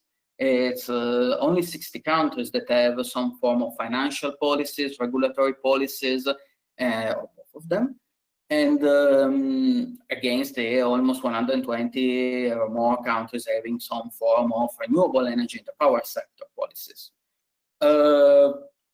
Of course, this needs to be addressed. We need to have more efforts on it. And for this, IRENA, REN21, and the IEA teamed up to assess the policies and the effects of heating and cooling, of renewable energy heating and cooling on the world. Next slide, please. Thank you. Because above decarbonization, renewable energy in the heating and cooling can bring a lot of additional benefits. One reason why the attention on heating and cooling, for the decarbonization of the heating and cooling is low, is also because it's actually a sector that benefits of a lot of renewable energy, around 1/4. But this quarter is mostly from traditional biomass, open fire biomass. And while that is not bad per se, in many contexts it means a very high level of indoor air pollution and related health impacts, and is a marker of energy poverty, meaning that they cannot provide enough heat, cooking services that we need for reasonable, good living. So decarbonizing the heating and cooling sector will bring additional benefits, including decreasing greenhouse gas emissions, more jobs, reduced energy poverty, reduced air pollution. It will increase energy security of countries because they will not need anymore to import fossil fuels, and it will assist to achieve universal energy access. That is a true energy access, not only the power sector energy access. So with RIE and 2021, we identified 5 pathways, meaning renewable energy electrification, renewable-based electrification, sustainable biomass, renewable gases, geothermal and solar energy as the solutions. Of course, everyone knows that, and the policies that are attached to them, and the heating and cooling as a sort of infrastructure that can assist all of them. You can go to the next slide. Here I present some numbers about electrification, renewable-based electrification. Starting from the fact that electricity in building sectors provides an important share of the consumption in the residential sector, sorry, in the building sector. Of course, all the cooling needs are electrified, but for cooking, cooling, and water heating, we have quite low shares, around 18 to 14%. And not all this electricity, of course, is renewable. When we talk about renewable-based electrification, we mean the concurrent deployment of renewable power generation and electric appliances. Otherwise, we are only creating more demand for fossil fuel. And it's not just about making people install a new heat pump or an inductive stove. It's about creating the system that allows these stoves, heat pumps, whatever, to be able to participate in the power market as a flexibility provider. Because as I was said before, we are going to have a lot of variable renewable energy impact, and renewable-based electrification can provide part of the solutions. Of course, there are a lot of policies needed, and many countries around the world are adopting different solutions along those 60 that I mentioned before, across all the value chain of the electric appliance. You want to go to the next slide, please? And I'm mentioning another of the elements we identified is the direct use of solar thermal heat. Now, 80%, around 80% of the use of solar thermal heat is in only 5 countries: China, United States, India, Turkey, and Brazil. It's not that deployed around the world. However, it can provide a cheap, reliable, and immediate solution for many heating needs. Not only solar water heating, of course, and again, you know this better than me. It can also be used in district heating. However, a larger amount of policies is still needed because both the building sectors may be not ready to host, some buildings may not be ready to host solar thermal heating. And many countries lack of the capability of installers to install this kind of technology, or may not be confident enough to suggest it to their customers. While the technology is very old, it can still benefit of innovation and can still be able to provide many benefits. And I will show you in 2 slides what benefits it can provide. But before, I want to step back for a second and talk about energy access. Next slide, please. If you can just hold down all the figures, but energy access is kind of tricky when we're talking about heating and cooling or cooking, because sometimes the idea is that access is when you don't have access to energy. But it's very hard to survive for survivorship reasons. Everyone has some form of heating and cooking solution available. However, most of them are incredibly unfit for long-term human life. The fourth cause of death in Southeast Asia is cooking, because the fumes create such an hazardous environment for the women that are cooking in their households that cause them such deep health problems that brings them to death. So they have access to energy, but it's just non-sustainable.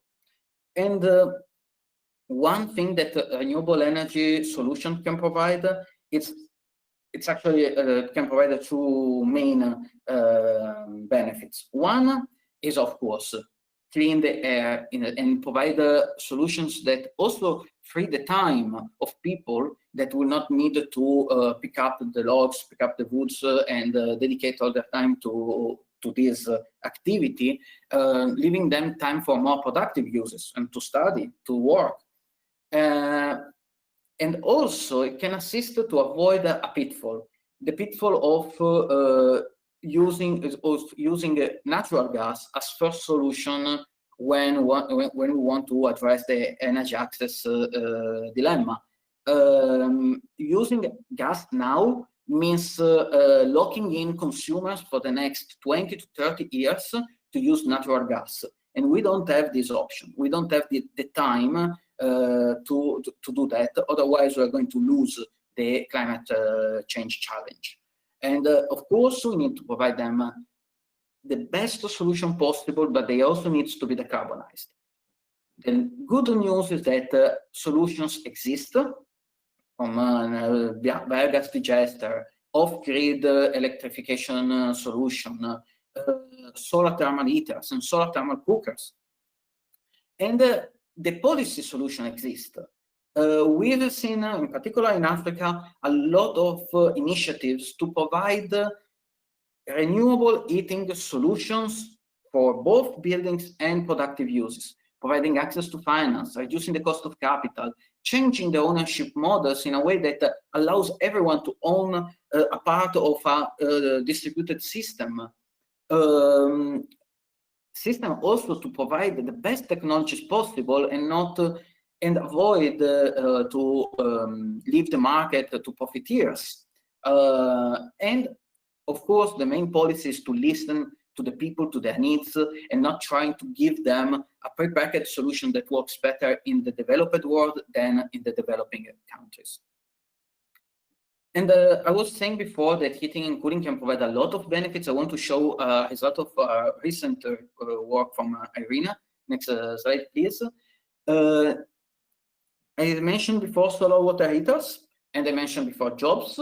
What about what are the jobs created by solar water heaters? Well, if we take, of course, a large amount of solar water heaters, around 10,000, we can see that this activity creates a lot of jobs. It creates 41,000 person days in the manufacturing alone, and 130,000 for the installation.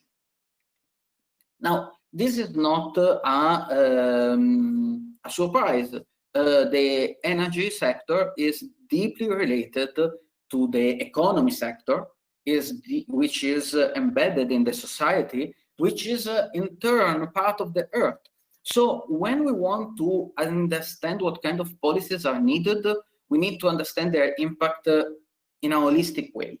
And it's not just about producing renewable energy for decarbonizing the power sector. It can give us much more. I want to show you an example for a CSP plant in Morocco. Next slide, please. This power plant is the new power station in, I think, Zittis. I'm not sure about the pronunciation. It's an hybrid power plant of CSP and PV. It was created through four auctions for each part of the power plant. The first three auctions were for the CSP part of the power plant, for a total of almost more than half a gigawatt. The last round was for 72 megawatt of PV. Now, in the selection criteria of this auction, there was a push for a relatively high share of local content. So meaning that the material used should have been procured within the boundaries of Morocco. And actually the auctions went above the expectation of the auctioneer. And you can see that in the table below, the amount of local content for each of the parts of the new power plant. Above 30% for the, up to 42% for the CSP part, and 24% for the PV plants. This is not a surprise. We know PV systems are harder to procure locally. Only certain parts of the power plant can be procured locally if you don't have a supply chain of PV panels in particular. As a result of the local content requirement, these power plants created jobs. 6,000, 4,000 more pounds were employed for the building of this power plant, and 1/3 were within the boundaries of the region of Ouarzazate. And also, this power plant, by the way, was also trying to, the owners, the producers, to improve the quality of life of the people of the region, and to hire as much as possible women, not only for the work that were usually dedicated to, like working in the cafeteria, in the catering, but also forming them to in the technical sector. So this is an example of a power plant designed to bring more benefits than just the energy production. Next slide, please. I think that the people listening to us knows very well the thing that I'm talking about, and I think that the CSP world will see this as something very, very well known.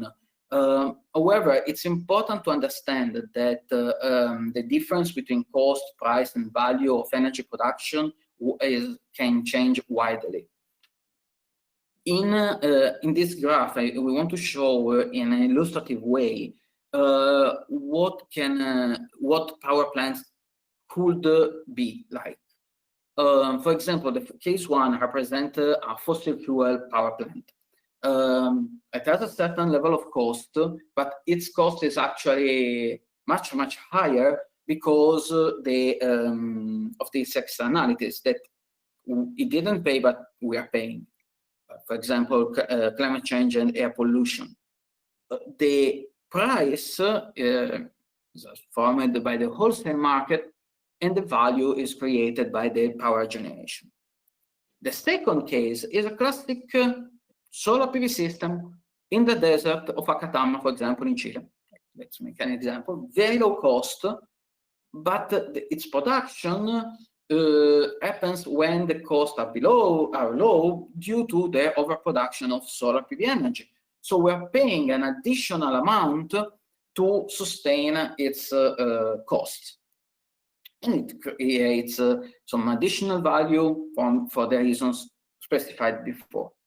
Then there is case 3. This power plant is, for example, let's say a CSP power plant. It can dispatch energy, and it doesn't need to be subsidized too much because it can recover its costs from the power market. So the gray area there is quite low. And because it was well designed, the auction, well designed, the policy, the value that it creates is much, much higher than what we paid for.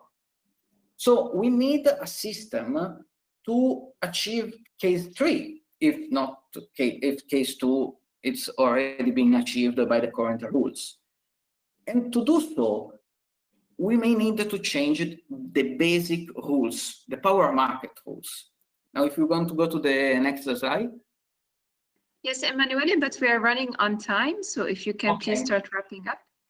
Oh, very well, no problem. If you can just go to the last slide, then I just want to show what we want to suggest for both the developing countries and the developed world, but in particular for developing countries, because the power market design suffers of an issue. Developing countries feel like they need sometimes to liberalize their power system. This is not a must. this is not necessary, and in particular, it may be actually against the objective of climate change, of the climate change challenge.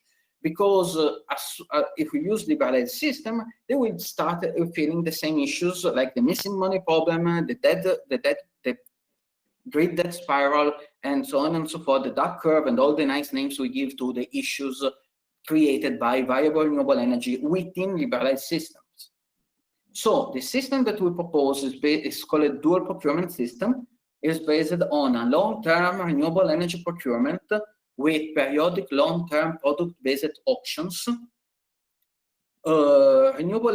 created to match supply and demand over long periods of time, 20 years, of course, through modeling and continuous correction. And this is to provide a safe investment environment for countries, for technologies that are capex intensive, like solar, PV, and wind. On the other side, we have the short-term flexibility procurement based on a very short-term dimension, time dimension, 15 minutes, 5 minutes, granular, near real-time dispatch, to procure flexibility from all flexibility supply, flexibility resources. Matching demand and supply on very short term, allowing anyone able to dispatch or to control its energy, production or consumption, to participate. So to avoid all the issues created by putting together two systems that do not work well together, meaning the liberalized system, the marginal pricing, and viable renewable energy.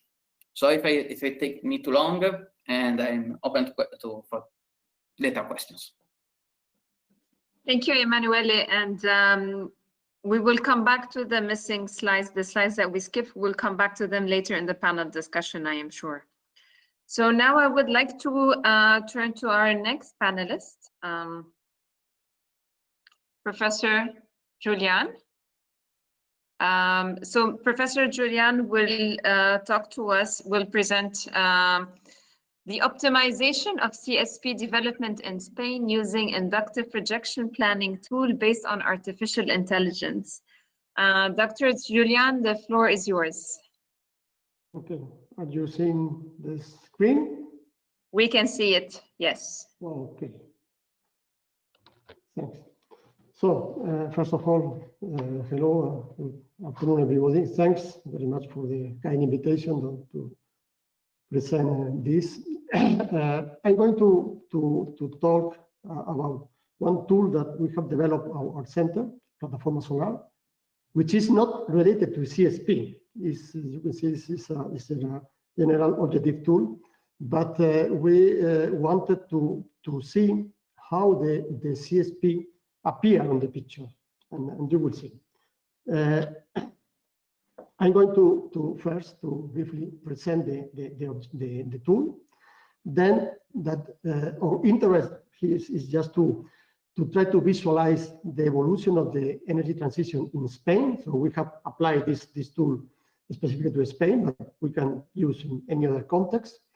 First of all, just to target how will be the energy mix. We have to say this is a tool to modeling and just to optimize energy mix, specifically electricity power mix, and how this will look like in the case of Spain, targeting first the 90% of CO2 emission reduction in the power sector, and secondly the 100%.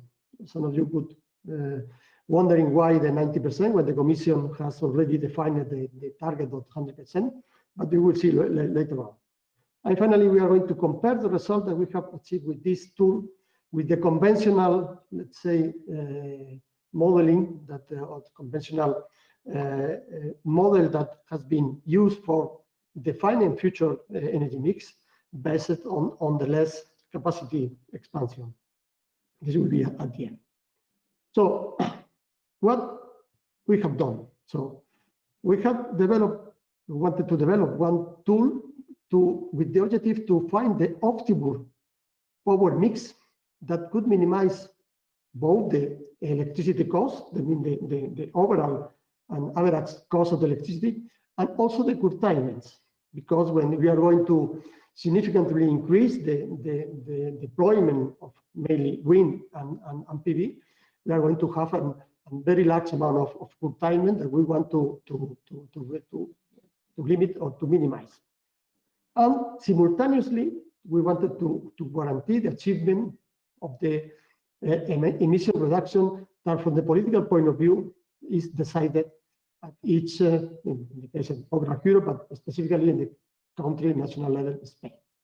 And we wanted with this, let's say, tool to visualize what will be the optimum deployment of the different renewable energy and also the energy storage technologies, just to try to visualize what could be the best transition to first to achieve the target objective, to achieve the minimum cost at the end, but also to make the transition as smooth as possible in this full decarbonization of the power sector. So we have developed one software tool, which is an inductive software tool, which is based on artificial intelligence using genetic algorithms with targeting a multi-parametric optimization to the definition of optimization of national electricity mix. Okay, targeting basically the assessment of the years 2030, 2040, and 2050, starting with the current status 2020, with a specific boundary condition, which, for instance, are to impose a decarbonization target, for instance, by each of these 3 years, just to achieve a specific level of decarbonization by this year. To always select, I mean, at the moment of select what is the best technology to provide a demand kilowatt hour of electricity, always select the lowest cost available generation technologies. Okay. We also defined a pool of available technologies for electricity generation, and also we can define a specific maximum availability. For instance, in the case of pumped hydro storage, which in Spain has a limited capacity that we think it cannot be exceeded from technical limitation. And also by defining the individual cost of all these technologies, just to achieve this minimum. All this to minimize the cost, let's say, and the curtailments. Okay, we have made this based on the base that we have to make this assessment is the year 2018. Okay, based on the SUS is one of the sources just to provide. It's a very detailed data from the generation and demand from the electricity in Spain. So we have a full, let's say, information of what could be this year of 2008 the status. And then we are taking at any moment electricity from the available technologies. For instance, if we have one sunny day, we can just use PV, or we can use CSP, if we have wind, etc. And also from the storage point of view, we have a number of technologies that provide the storage. This is, for instance, 10 days from the summer, we have a lot of storage capability, in this case is from CSP, that could provide the inputs to our demand. This is, for instance, a week in May, in which we have a different behavior. We have also, in this case, the storage from hydro and other sources. Okay, so take it from this real data from a real year, we estimate the possible combination for our tool. What the tool do? So we take a solution with a number of technologies. We define it a specific, let's say, capabilities of these technologies. And then the tool identify if this solution is able to satisfy the demand or not. If this is, or even the emission, the requirement, the external boundary condition that we impose. It is not, then the solution is discarded, and then we take valid solution that the tool is generating additional solution, either by make combination of the previous solution or just by pushing the solution towards the reduction of the targeted cost and curtailments.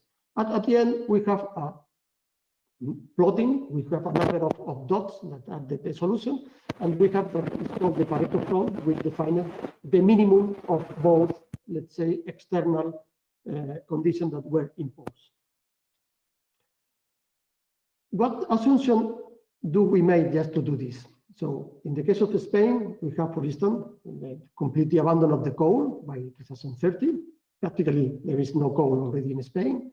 The progressive closing of nuclear power plants by 2035. The hydro storage progressive increase up to 10 gigas. This is the maximum that we think could be available in Spain. Also, the deployment of batteries storage up to 10 gigas. And yearly increase of electricity demand from now about 0.5% until the year 2030, and 1.5% between 2030 and 2050, basically due to the deployment of electric cars. Okay, and then we make these scenarios. One in which we impose the condition to emission reduction against the reference 1919 in Spain, targeting 60% of reduction against 1990 emissions, 60% in 2030, 75% to 2040, 90% 2050. And the second scenario, in which we try to arrive to the 100%. And also, we defined a specific cost just to make possible all these calculations. And this is the cost that we have, let's say, considered. This has been arrived to many hours of internal discussion, just for the different sources. For instance, nuclear, you can see that there will be nuclear in 2030, but all nuclear power plants will be closed in Spain by 2035. All these costs is increasing, and you can see, for instance, at the end, because it is the solar power, we estimated these are costs for Spain in euro, in 2020 euro. We allocated the cost of 10 euro cents per kilowatt hour of CSP in 2030, 9 in 2040, and 8 in 2050. And the highest cost that we allocate to battery storage. This cost also from all the, you see, we devote a lot of time to this, because just, for instance, just to arrive to the definition of the cost of PV, we made the analysis of all the development of PV historical from the very beginning, and you can see here all how the average cost of commercial PV projects since the 1990, we have the first. You can see that at the beginning and plotted against the total installed power.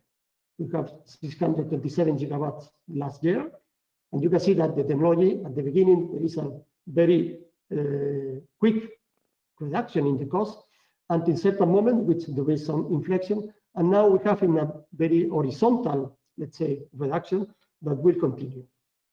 In wind, we have a very similar behavior. They make this inflection point around 10 gigawatts in 1998, and we have very similar deployment of global installed power of wind. So the question is, why in the case of CSP, will not follow the same behavior? And this is the situation of CSP now. We are just in the very first part of the cost reduction, and which clearly show that the technology is not yet mature, and we are on the way to still have significant cost reduction. With this, we estimated the previous cost, and what the results with our tool. So this is the view of the results in the year 2030, imposing a reduction of 60% against the level of emission in Spain in 1990. All these dots are combination that solve the imposed condition and provide one of the solutions.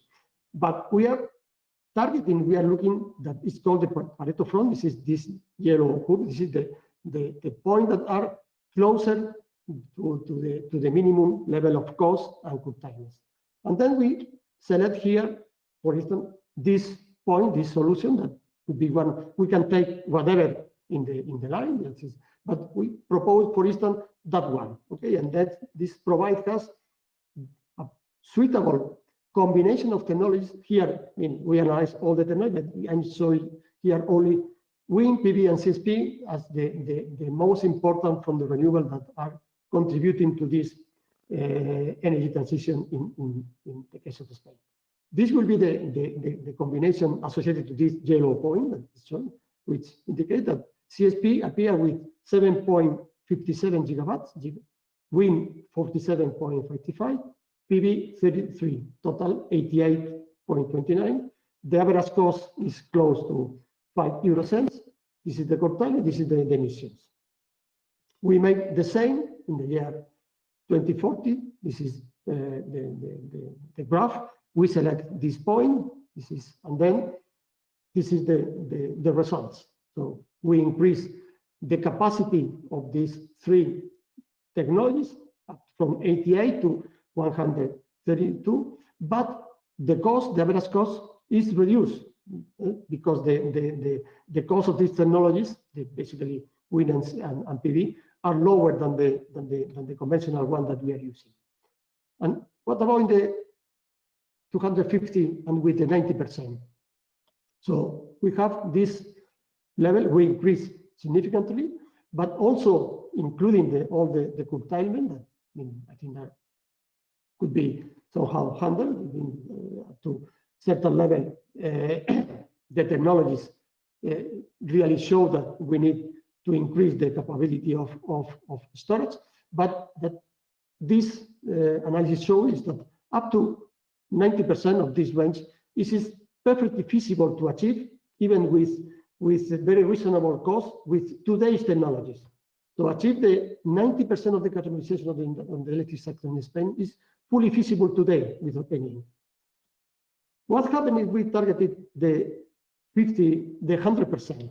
So in this case, the question is more problematic because the curtailments just are much bigger. I'm going to skip the intermediate. I'm going just to go to the 100%, and we need that in this case the CSP increase up to 60 giga, wind 150, and then PV more than close to 78. So we have close to 300 gigawatts of total installed power of these technologies with very large amount of curtailments. So this means that we need, let's say, significant development of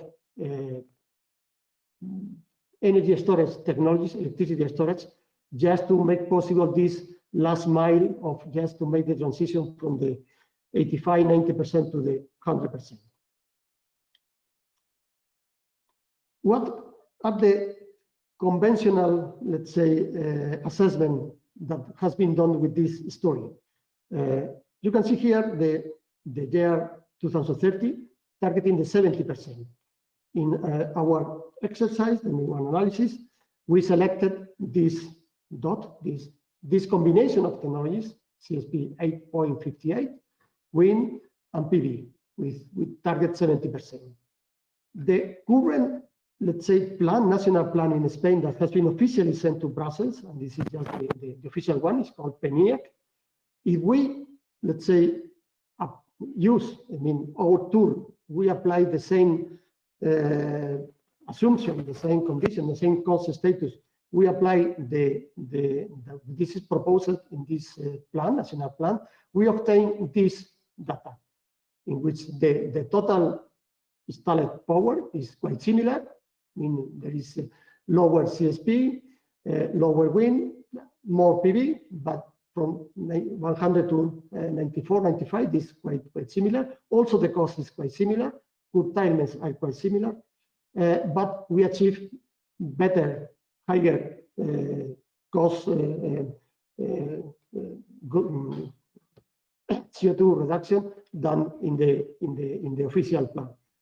So if we define it here 63, for sure that we will achieve better point here.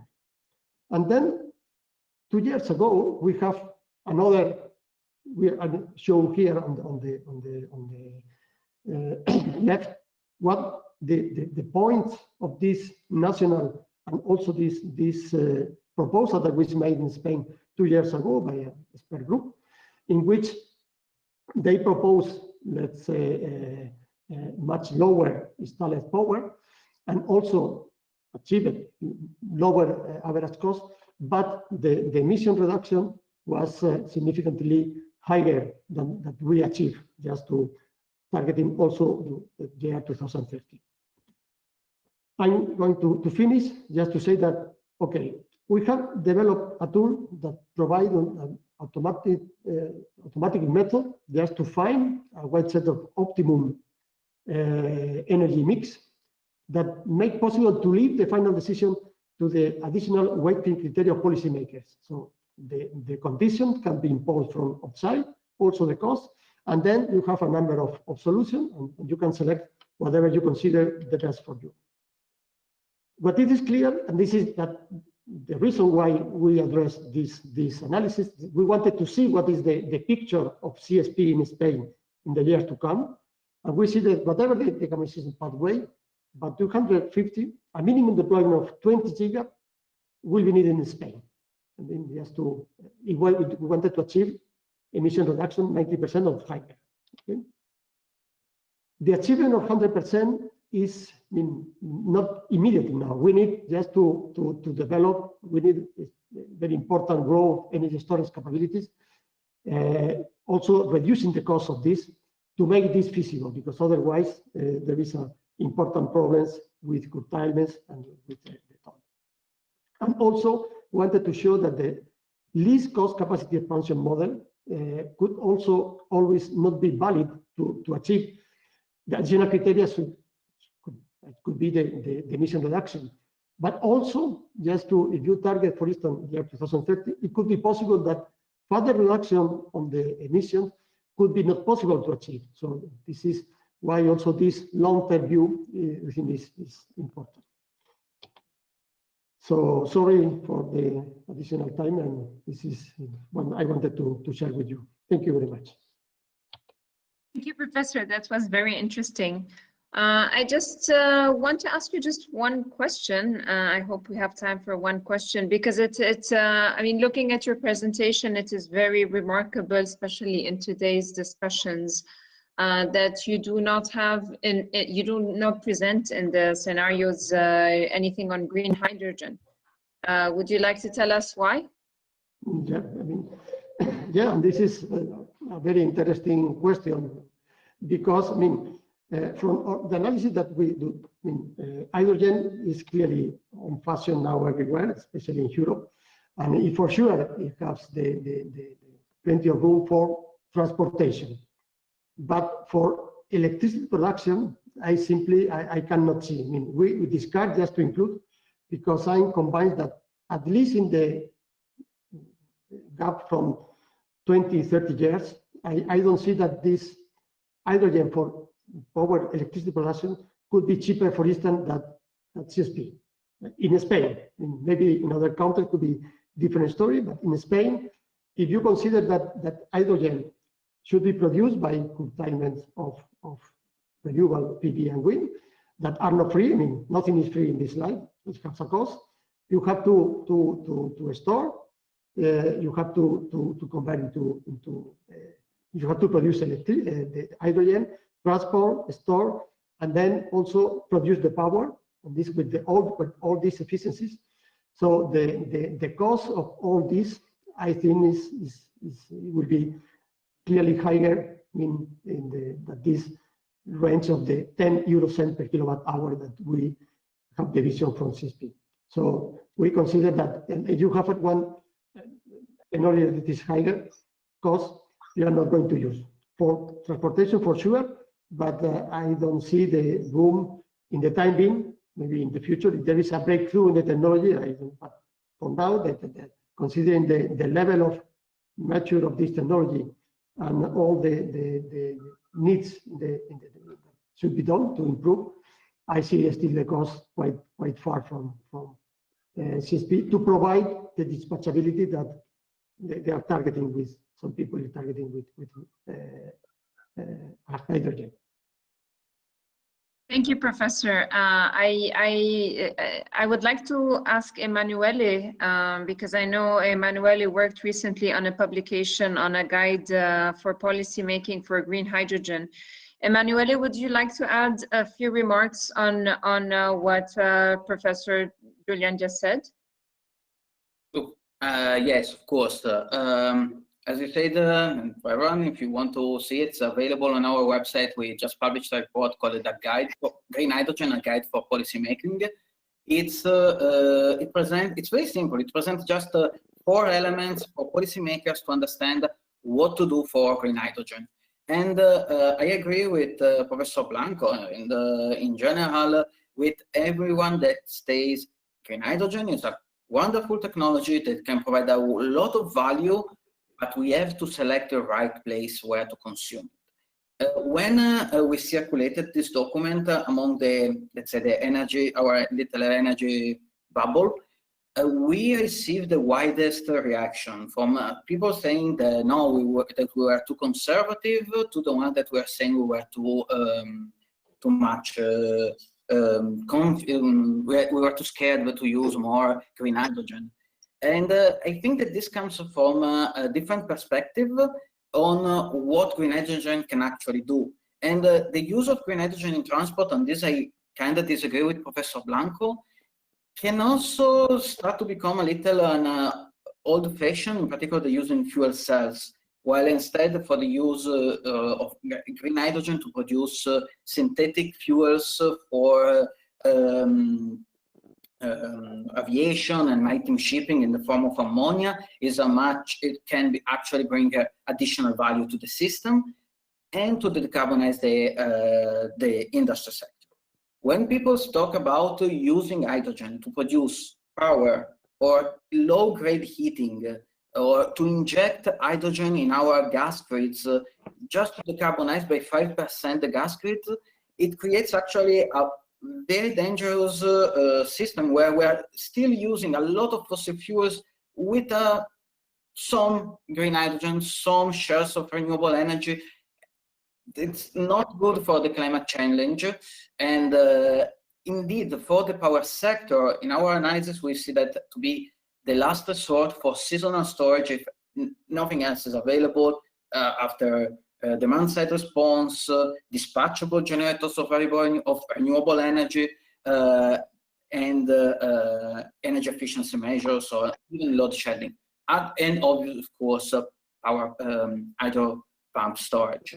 At that point, maybe for reliability purposes, hydrogen can have a role, and for that, maybe we can use something that in some circles is a little of heresy, but capacity payments to ensure that for few hours a year, we can use maybe few days a year, we can use hydrogen, and we can pay them only for the capacity availability.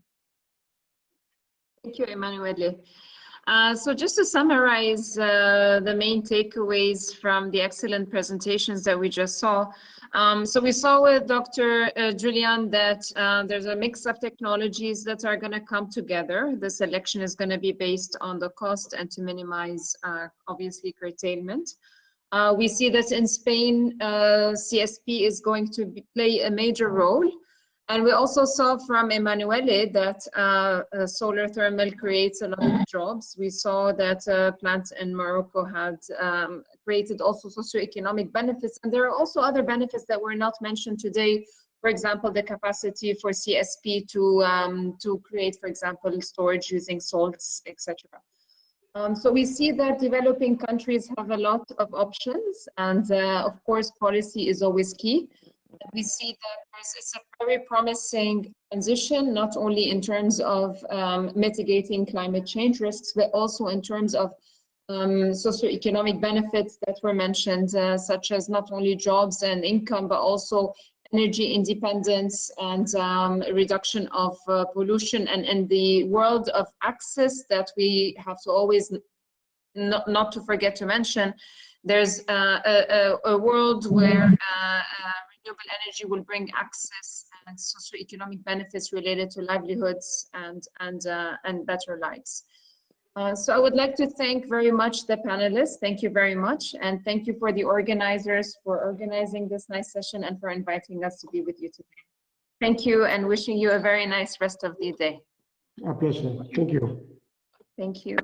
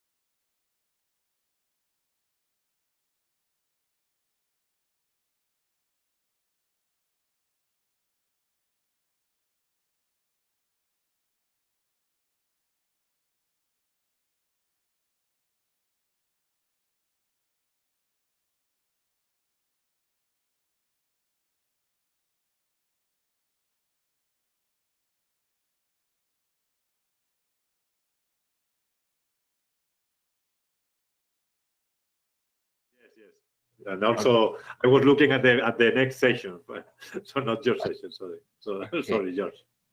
Yes, okay. I think we have passed the time already, right? It's 6:30. Yeah, that's right. Okay. Sure. Okay. Hello from my side also. I'm not sure if Mr. Cedric Filbert can start the presentation. A quick introduction about Mr. Cedric Filbert, which is a senior analyst of energy and climate issues with a focus on the renewable energy for industry and transport, electrification, and hydrogen. He's an associate fellow of IFRI, Institute of Science de Relations International, and he worked for 20 years at the International Energy Agency, first on evolution of the International Climate Change Mitigation Framework, and within the Renewable Energy Division.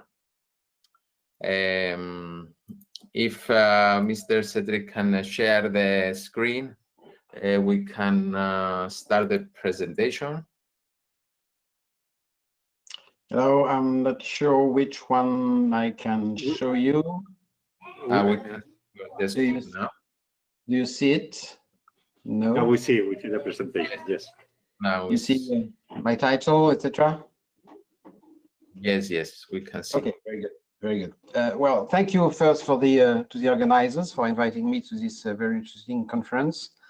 I'll walk you through a few slides on the role of solar technologies in the transition of the electricity and industrial sectors. We'll speak of electrification, a little of hydrogen, which was already one of the topics of the previous discussion. And let me start without further ado.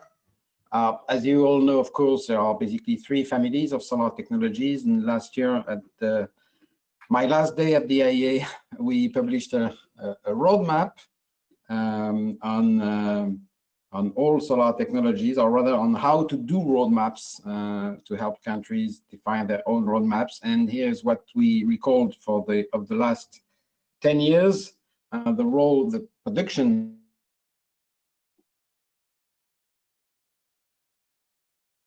I think we lost the connection. Mr. Cedric, we cannot hear you.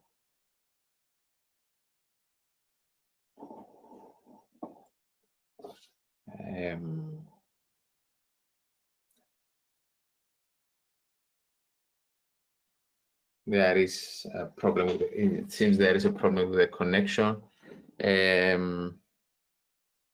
We can try to message Mr. Cedric. Is the rest of the people can hear us? I can hear, and I will try to send an email, contact Cedric Philibert, to see maybe he's not aware. He's, yes. Okay.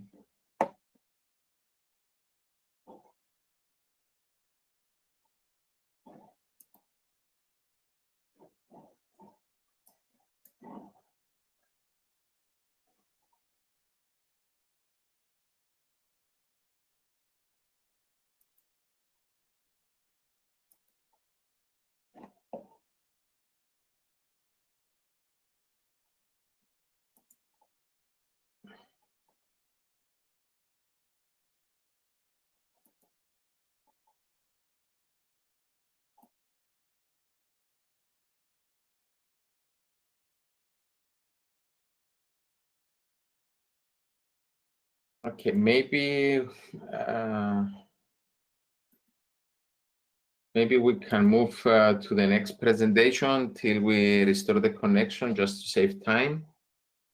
If Professor Carlucci can hear us, can we switch to the next presentation?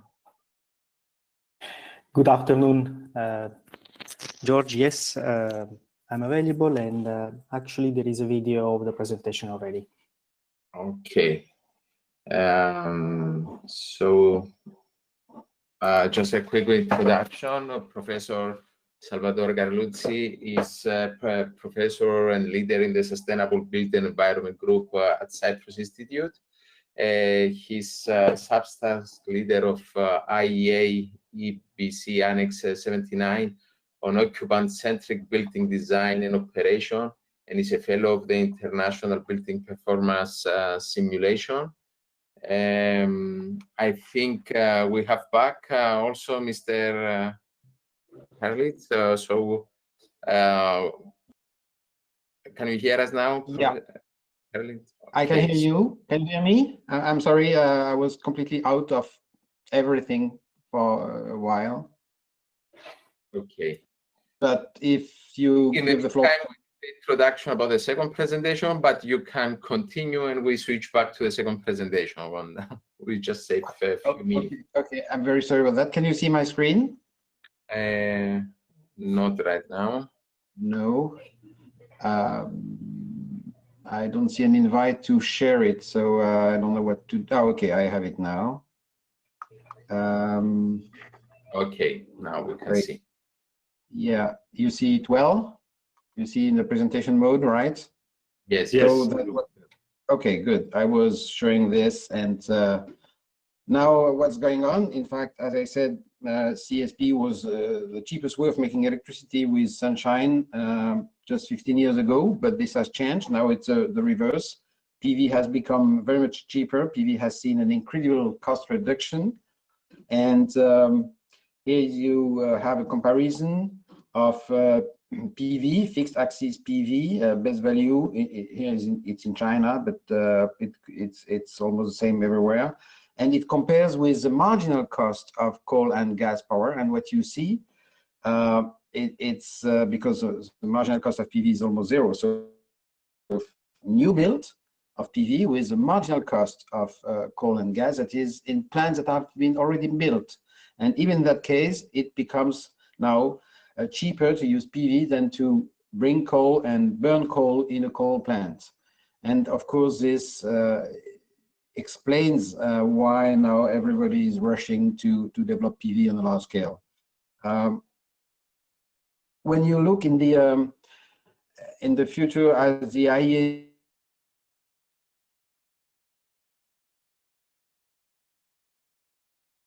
Professor, it seems that there is a problem with the audio again.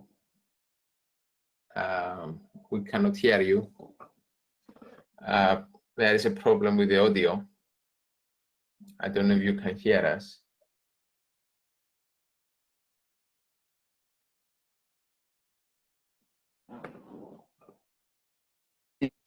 Can you hear me, George? Now we can hear you. Now, yes. I will close it. Okay, so this.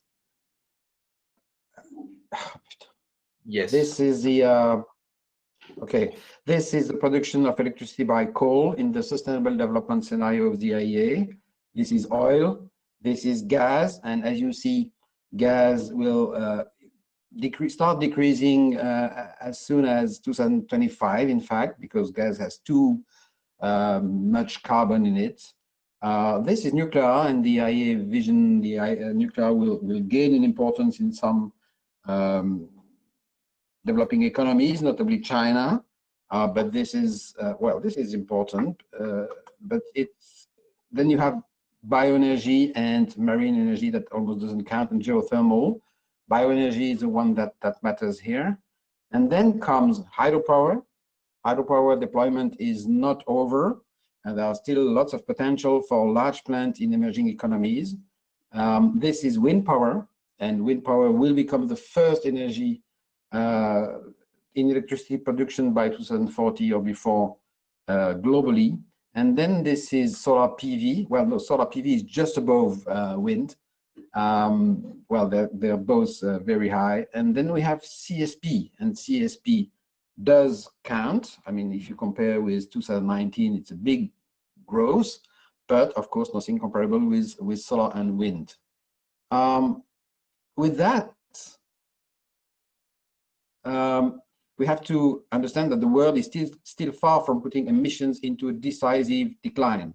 This is a scenario that is so-called the stated policy scenario, the scenario that assumes that all countries that have made pledges in Paris in 2015 at COP21 will follow their pledges. And even with that, we just see a small decrease in global CO2 emissions.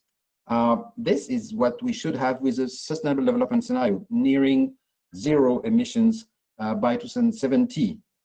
And now look at what if we have the full implementation of the recent net zero pledges by 2050 by the European Union, United Kingdom, New Zealand, and a few others. This matters. If you have the full implementation of the most recent Chinese net zero statement, this is also a big chunk, but it's still not enough. Now we could have had Japan on this slide because Japan announced it recently, but and the US will probably come back into the game very soon. But you see what there is still some gap, of course, with other major economies not in, and this is what we ought to do if the world were to be at net zero in 2050. So the SDS is not enough, and we would need even more pledges. And look now at the technologies, and that's of interest because you see solar PV and CSP could be added to that. By the different scenario, the average annual capacity additions.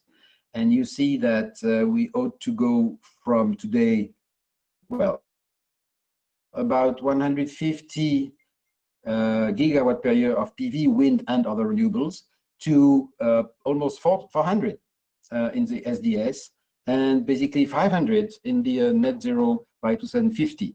At the same time, we need to also have a big electrification of vehicles with a little addition of fuel cell vehicles and some low carbon gas, biogas and biomethane, and some hydrogen here. But let's say precisely a few words of hydrogen, because that's been mentioned. Hydrogen can help overcome many difficult challenges that the presentation Dr. Fatih Birol, the head of the IEA, made in when launching this famous report, The Future of Hydrogen. And the first is integrate more renewables, that is for both solar and wind, including by enhancing storage options and exporting sunshine and wind from places with abundant resources. Let's stop 1 minute. One of the previous speakers said, well, no, hydrogen will play no role in power production inside the power system because CSP will be cheaper to store electricity. The point is that the storage are two very different things here. CSP, like batteries or like pumped hydro storage, can store energy for hours, maybe a day or two. Sorry, it goes by itself. But that's very different from what you can expect from hydrogen. Hydrogen would be used to make interseasonal storage, and despite its lower efficiency, because so many transformations needed, and because of its higher costs, it adds some value. It helps secure the electricity system when you have a lot of viable renewables and you have the risk of having 2 weeks with very little sunshine and very little wind. And that's where the value of hydrogen, or anything that is developed from hydrogen, such as ammonia, which is hydrogen with nitrogen but without carbon, easier to store and ship, would do. So it's important. And then hydrogen will help to decarbonize hard to abate sectors, and that's basically steel making, thanks to the reduction power of hydrogen. Chemicals, of course, like today, hydrogen is being used to make chemicals. Trucks, maybe trucks, not all trucks, but certainly ships and planes, which are very difficult to electrify. And therefore boost energy security by diversifying the fuel mix, and indeed allowing some countries which have abundant resources to export some of these resources in feedstock or fuels that other countries will, that will be low carbon or zero carbon, and which will be produced more cheaply in those places, provided they can travel easily. And hydrogen as a gas will not travel easily, except in pipelines, but if it has to be shipped over the seas, then it will be ammonia or methanol or synthetic hydrocarbons. Let me say a few words on electrification of industry, because we ought to speak of industry and the role of solar and wind. In fact, we can do lots of things to electrify industry. And no, it won't all be hydrogen. It will be electricity with heat pumps, mechanical vapor recompression, cheap resistance at the beginning to take advantage of otherwise curtailed electricity. But that won't be enough. And we go further with a lot of electromagnetic technologies here that are now available. And when you look at the IEA plan for net zero, and you look at what you have in the next 10 years, you see here that you have a lot of electrification and a very small share of hydrogen. It's not hydrogen, it's electricity that will help decarbonize industry based on renewables, solar and wind. Electricity can power any heat transfer process. It's more efficient because it targets heat more precisely. And here you see lots of savings you can have with electricity instead of fossil fuels. And it can be also much faster. And here you have time to heat surfaces with different technologies, saving more costs. It can also eliminate diluted CO2 fluxes, facilitating the capture of process emissions that are more difficult to avoid, such as the CO2 from cement making or from natural gas reforming. And then the pyrolysis of natural gas with electricity may open also new avenues for so-called turquoise hydrogen production. And finally, heat storage costs much less than electricity storage. As we know from the CSP plants, we can store heat, But if what you need at the end of the day is heat, you just don't turn it back to electricity. You use it as heat, and you store it in the industrial plants. So you get viable renewables from solar and wind. You store that heat, and you get constant, if you need it, constant heat being delivered. And this is developing in various parts of the globe. Let me, to conclude, give some words from the China Renewable Energy Outlook 2019. It's made by the China National Renewable Energy Center, and I think it has anticipated over the new commitments by President Xi Jinping of achieving net zero emissions by 2016. And the crux of this Renewable Energy Outlook is electrification together with green power supply and energy efficiency. These are the three pillars of the energy transition. And look at the share of electricity in final energy demand in this proposal. And it's very high. And that's very interesting to see that the Chinese are considering doubling basically the rate of electricity in the final energy demand, because that's a way to carry on decarbonization. It's true in industry as well as in buildings and in transport, of course, with the electric vehicles. The pace of change required is interesting. Here is what the primary energy mix in China is today. So it's a lot of fossil, a lot of coal, crude oil, natural gas, etc. And this is non-fossil with some renewables just being to start. And what they need to do in the next 5-year plans is scale up with annual additions of wind 50 gigawatt and solar almost 60 gigawatt per year. In the following 5-year plan, establish the technology. Wind averages 127 gigawatt, solar 116 gigawatt annually. And in the following 5 years, 150 gigawatts of wind and solar each. That's very impressive, and that would lead to, already by 2035, a significant difference with, well, 42 non-fossil, 58 fossil energy in the total primary energy mix of China. And this is where we need to go, and here you see the role of solar. Of course, in temperate countries, solar will matter less than wind. In hot and sunny countries, which often have less wind, it's solar that will dominate the mix and not wind. It all depends. China Renewable Energy Outlook has a look for hydrogen, and very rightly they see it for long-haul transport, chemicals, iron and steel, a small share in the final energy consumption, up to 5%, not 15% as some have claimed. It won't go everywhere. It will go where we cannot electrify, and see the various energy carriers in the below 2 degree scenario for China, and basically half of it is electricity. There are still some fossil by 2050, and then it's heat, renewable energy direct, and a little bit of hydrogen. That's impressive. But the basis of the change for China, as for the world, but I'm pleased to give this example in China with what our colleagues from Sciare have done, is that it goes to 85% of renewable share in the electricity generation of a much more electrified economy, and that's the way to go. And that's the basic role of solar and wind, again, with different climate and different match between the resource and the demand. Solar or wind will dominate. It all depends. We'll need both, and also a lot of hydro to help stabilize the grid and make it work with, at a global level. Basically, the three legs are hydropower, solar, and wind. This is it for myself. I'll be happy to respond to questions and to enter the panel debates. Thank you very much, and again, sorry for the disruption. Thank you very much, Mr. Cedric. We will have the questions at the end of the panel, and we need to move forward to the next presentation in order to save time, because we are already a little behind the schedule. Thank you very much. Very interesting presentation, and we have some questions for you at the end of the session. Mr. Carlucci, can you share with us the presentation? And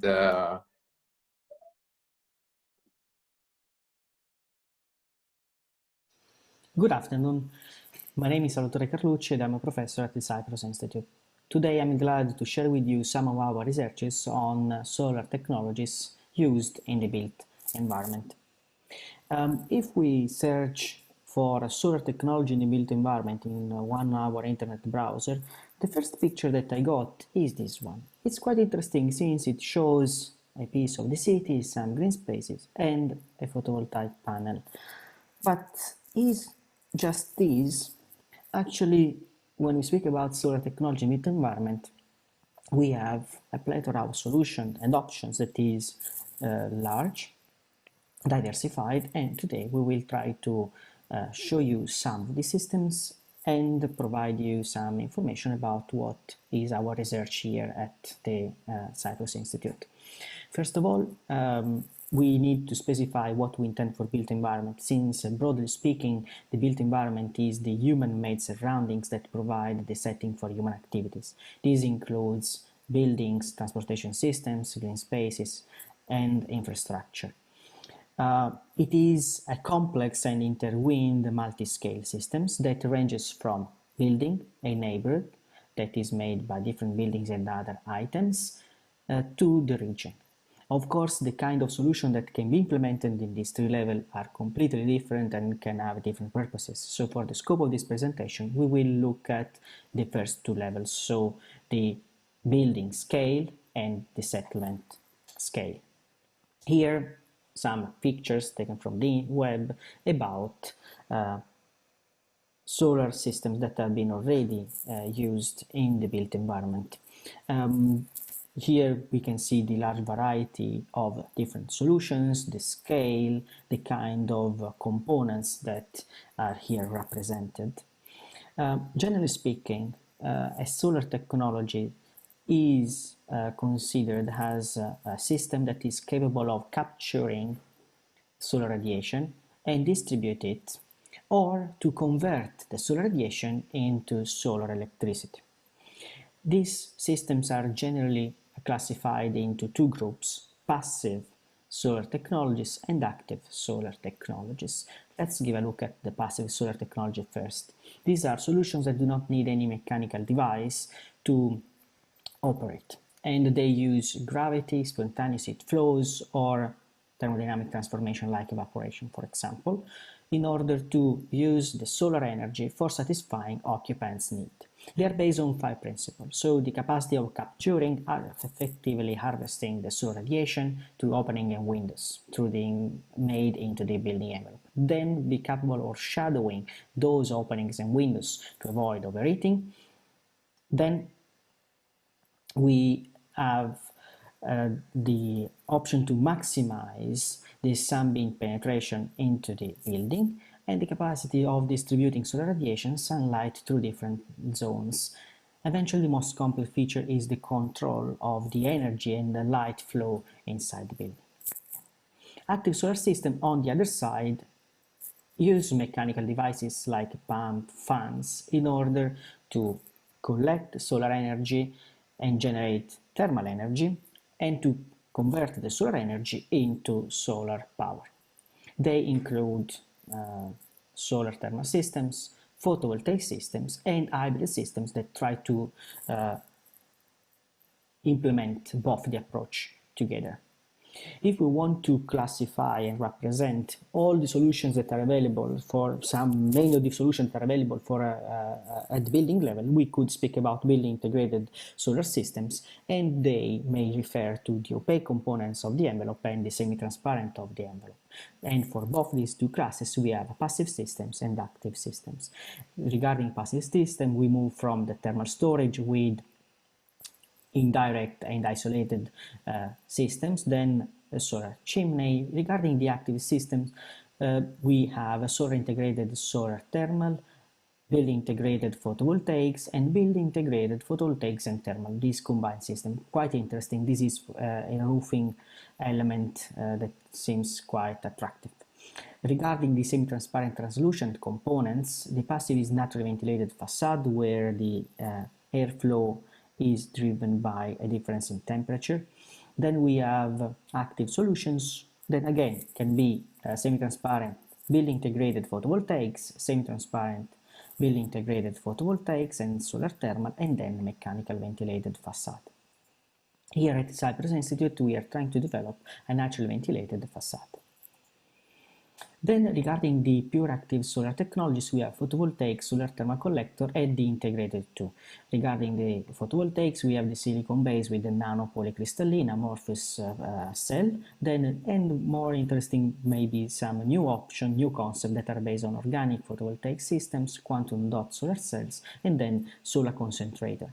Regarding the solar thermal collector, we have two big families: collectors that concentrate the solar radiation, or systems that do not concentrate solar radiation. Without getting too much into the details, regarding the first of these two categories, the differentiation is in the kind of tracking system that they use. It might be single axis or two axis. We are here at Cyprus Institute interested in the linear Fresnel collector that we have and we are analyzing. These are the four technologies that we are developing here. So the organic photovoltaic systems, solar concentrator, then the linear Fresnel collector, and eventually the combined photovoltaic and solar thermal generation through concentration of sunbeams. These are the four systems that are called MESH, Frisco, HCPVT, and the linear Fresnel collector. Speaking about the first systems, the MESH is a nature-inspired modular and flexible skin for high efficiency in buildings. It tried to achieve some objective, and basically it is a controllable and adaptable facade systems that has been designed in order to be modular, can be easily reused, and the objective, the goal is to be capable of optimizing the building energy performance. In order to achieve this, this system is capable of harvesting solar radiation, is capable of modulating microclimate energy flows and air flows, and then plus we have the possibility of iconic nocturnal lighting. Basically, the mesh is an innovative facade system which combines high adaptability, multifunctionality, but at the same time it will be cost effective. This is a sketch of the first prototype that we have designed, and here is the picture of the system that we have installed and tested at the Institute, where we can see electrochromic membrane are capable of modulating the shading capacity of the system, transparency. Then the organic photovoltaic systems that are installed here generate electricity. Then we have the LED panels that can light up the facade, and eventually, finally, we have these valves that are capable of opening some flaps into the facade for enabling natural ventilation. The second system is Frisco. Frisco is an HVAC system based on the second and evaporative cooling technology. It's capable of providing ventilation, dehumidification, space cooling, space heating, heat recovery, and has a very high electrical efficiency with energy efficiency ratio that is higher than 10%. And it's quite interesting to see that it does not use any kind of dangerous substances or aggressive fluid. This is the first version of the system that was later implemented in reshaped in a way to decouple the solar collection, the solar harvesting, and then the generation of the end users. But the system has been even more developed and optimized inside the Zero Plus project, where starting from the second generation, a new version of this system has been developed in order to reduce the footprint, make much easier the integration into the building fabric, and we are testing it in a facility at our institute here. The third system is the HCPVT system, that is a high concentration photovoltaic and thermal system, that the operating principle is that sunbeams are concentrating to double curvature parabolic mirrors into secondary optic here that linearize the sunbeams in order to be homogeneous, impacting on a solar cell here that is a multi-joint solar cell that is capable of an electricity conversion factor that might be up to 46%. This system is coupled with an active cooling system that is capable of keeping the operational temperature up to 100 degrees. And in this condition, the system has an electrical efficiency that is higher than 30%, plus it's capable of generating an output temperature of 70 to 80 degrees that is suitable for a civil application. This is a sketch, a 3D model of the system that is made by 20 solar cells and 20 primary secondary optic, is capable of pivoting around the north-south axis, plus also is capable to adjust with respect to the solar height. The overall peak power generation is 1 kilowatt electric, and the thermal peak power generation is about 2 kilowatt thermal. The overall combined heat and power efficiency is in the range of 72 to 85%, with an electrical efficiency around 30%. It, of course, is coupled with an inverter and a battery array. This is the picture of the installation, where you can see the Frisco and the HCPV. Therefore, we tried to combine these two systems, and we created a control strategy that is able to use the waste heat from the HCPV into to feed the solar collector, and then this energy is used to dry the secant bed of the central unit of the Frisco. The fourth and last system that I want to present you today is the linear Fresnel collector. The operating idea is that these sunbeams are reflected by rows of flat or slightly curved mirrors on a receiver that is downward facing and is stationary. These mirrors can rotate along the axis, and the system is basically composed by these three elements. So primary reflector, the mirrors, an absorber, and secondary reflector that increases the global efficiency of the collector. This is the picture of the installation at our institute, and basically the module that we have here installed has a dimension of 4 meters times 8 meters. We have 18 mirrors arrays, and the overall nominal power is 12.2 kilowatt thermal. The concentration ratio is 26. With this, I would like to thank you for your attention and wish you a nice day.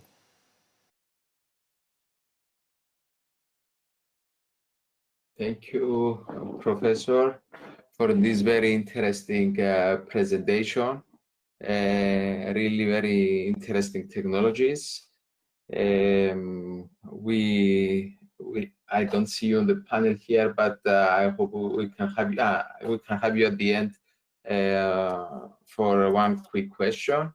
And if we can move now to the third presentation for Dr. Philip Ferler, if he is available for Synthelion. The presentation is about the role of solar technologies in the transition of the transport sector, another very interesting sector, hard to decarbonize. Mr. Philip, are you? Can you hear me? Yes, we can hear you. So, Dr. Philip is the Chief Technology Officer at Synthelion. He holds a PhD in mechanical engineering from ETH Zurich and an MBA from the University of Frankfurt, if I pronounce it correct. Philip has more than 10 years of experience in high temperature solar chemistry and reactor engineering, and has authored several scientific publications and patents. We can start the presentation now, and thank you for being here and sharing with us this. Everybody, I'm not sure if you can see me. We can see a black screen, but we can see the presentation. All right. Yeah, okay. Good. Maybe I fix the camera afterwards. So good afternoon, everybody. In my talk, I would like to show you the global potential of solar thermal-based fuels production to provide a substantial,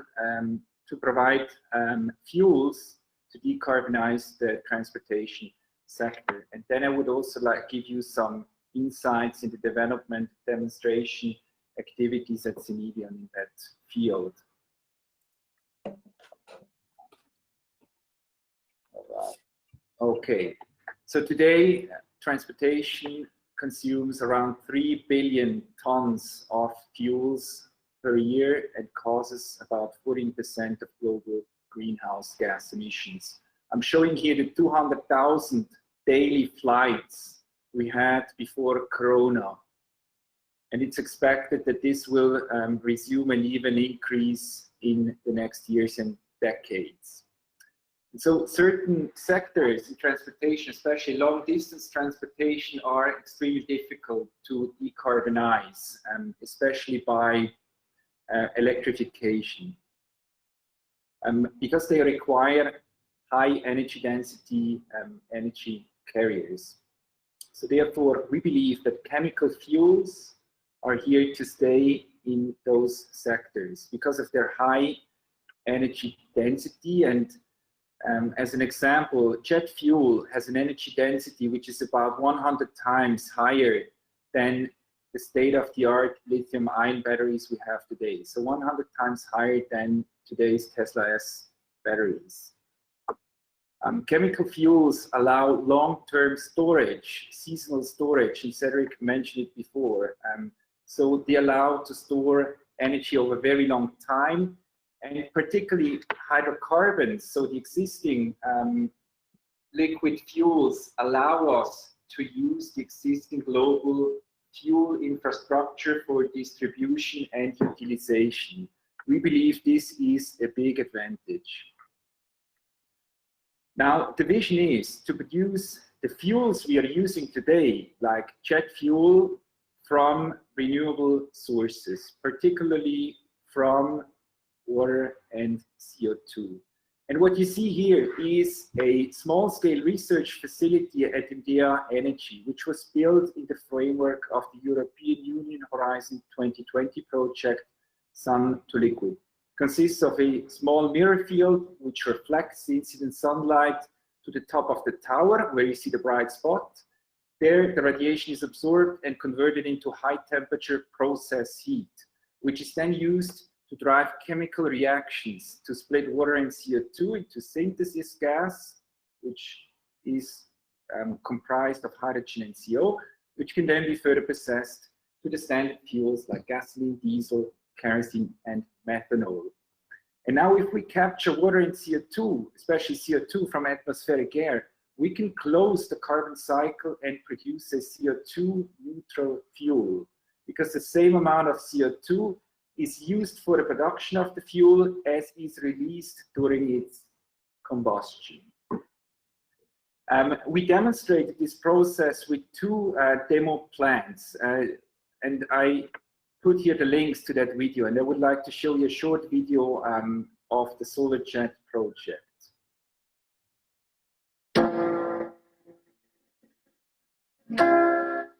How will we fly in 30 years? In a world where reducing greenhouse gas emissions has become crucial, the aviation sector is challenged more than ever to reduce its carbon footprint and to use renewable energy to power the global fleet of aircraft. This translates into the production of hundreds of millions of tons of sustainable fuel per year. The Sun to Liquid project, which is funded by the EU and Switzerland, addresses this challenge and produces renewable liquid transportation fuels.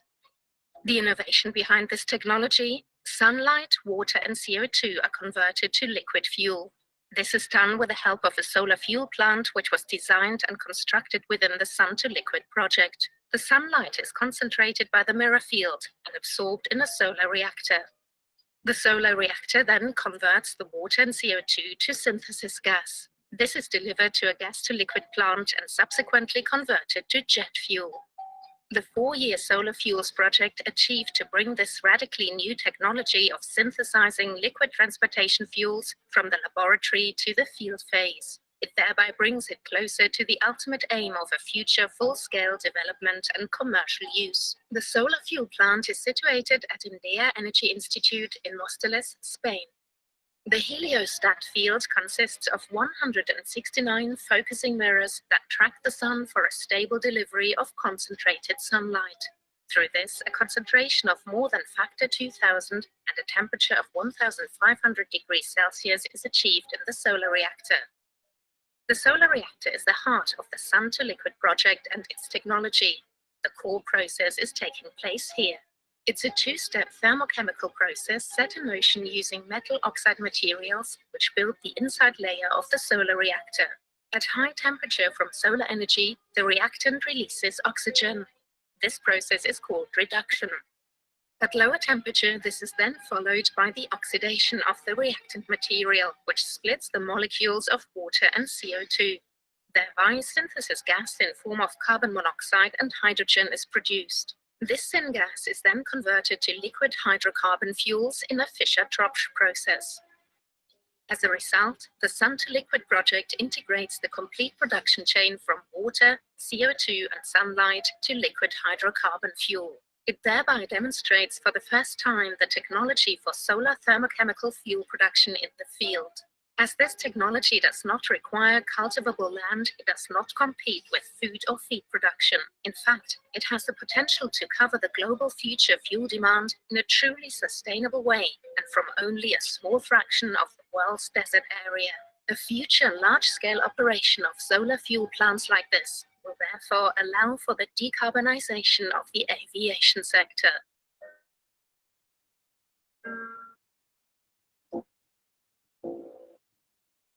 All right.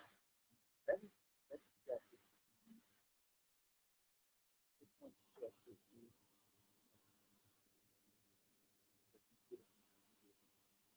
All right. Good.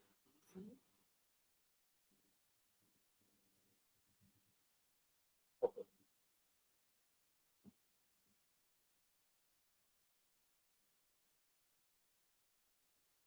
I see you still doing it.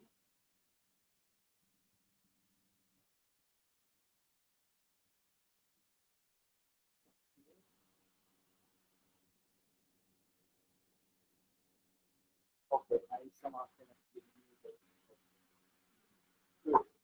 So the global potential for this kind of technology, so solar thermal-based fuels production, is actually quite remarkable. It was assessed also in the framework of the Sun-to-Liquid project by my colleague Christophides from our system. And they mainly included two main parameters. The first one is DNI, so direct normal We cannot hear you very well, Dr. Philip. Can you speak closer to the microphone? And now, can you hear me? Now is much better. Much better okay. now. Sorry about that somehow. All right. So the global potential for solar thermal-based fuel production is actually quite remarkable, and it was assessed by my colleague Christophides from Bauhaus Luftfahrt. What you see here is the DNI map. So they considered direct normal irradiance, clear that's the energy source, but they also considered the weighted average cost of capital in the different regions or countries. Then they looked at the different regions. I'm showing here the Mediterranean regions, and they looked at what land is actually available for the solar fuels production. They excluded land which is used for other purposes, for example, agriculture, or not available because it's protected, or you have slopes which are too steep. So in this picture, the white area is available for solar fuels production, and then based on this available area and the available DNI, they calculated how much fuel can be produced with this pathway.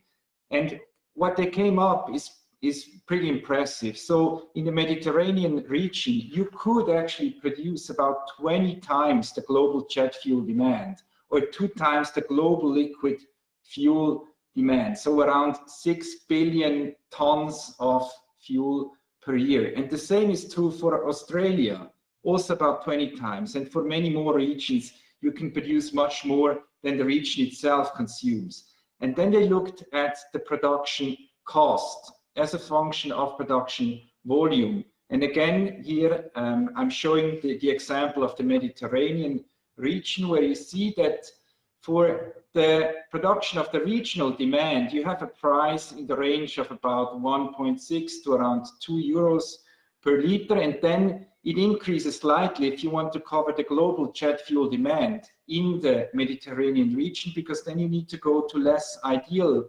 location with, for example, lower DNI or higher weighted average cost of capital.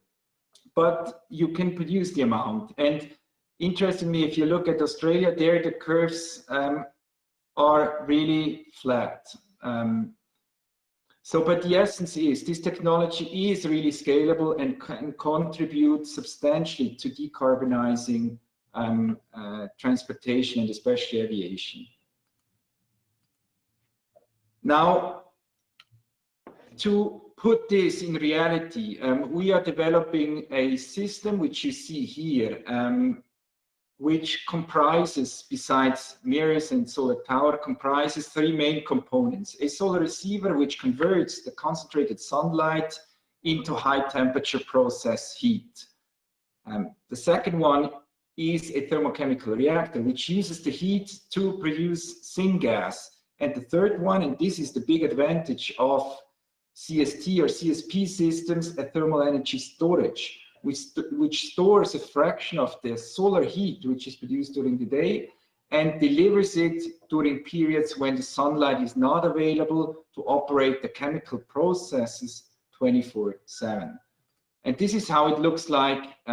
This is how the process looks like in a nutshell. So we have a solar receiver which delivers the high temperature heat transfer fluid. A fraction of this heat goes directly into the thermal energy storage, and the other part drives the thermochemical process to process water, CO2, or water, CO2 and methane into syngas, which can then be further processed into liquid fuels.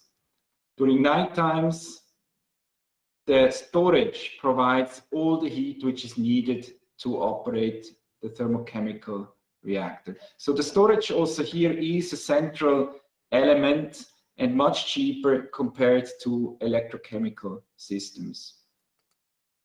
So we developed the individual components separately and we tested them separately. And what you see here is the receiver testing, which we concluded at the Synlight facility of the German Aerospace Center in Germany.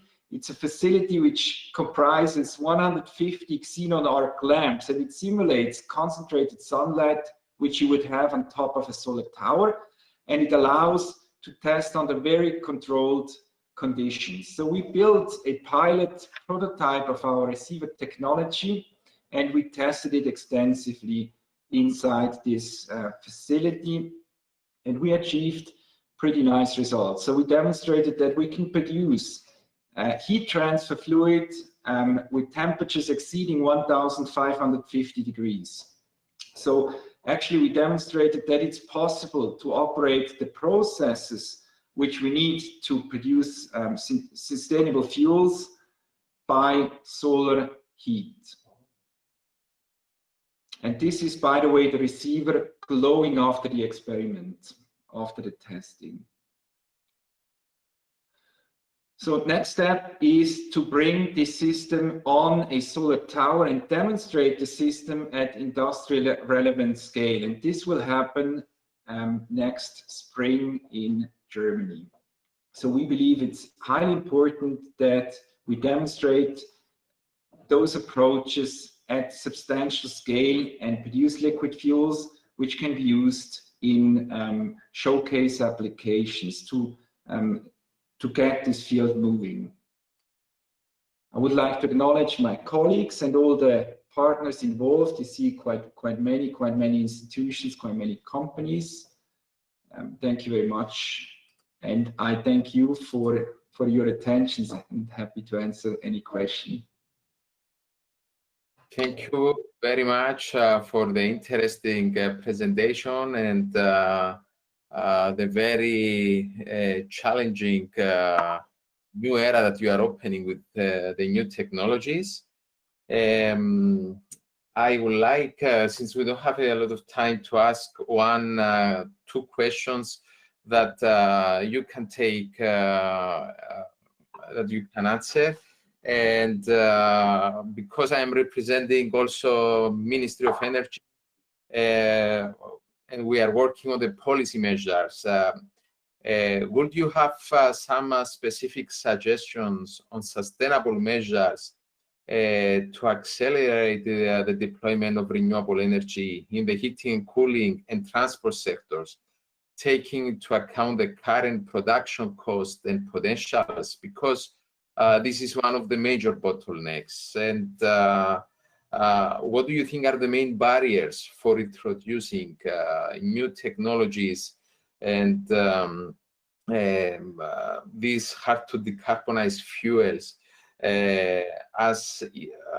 such as industry and heavy duty transport in aviation, and for electrification based on the renewable energy?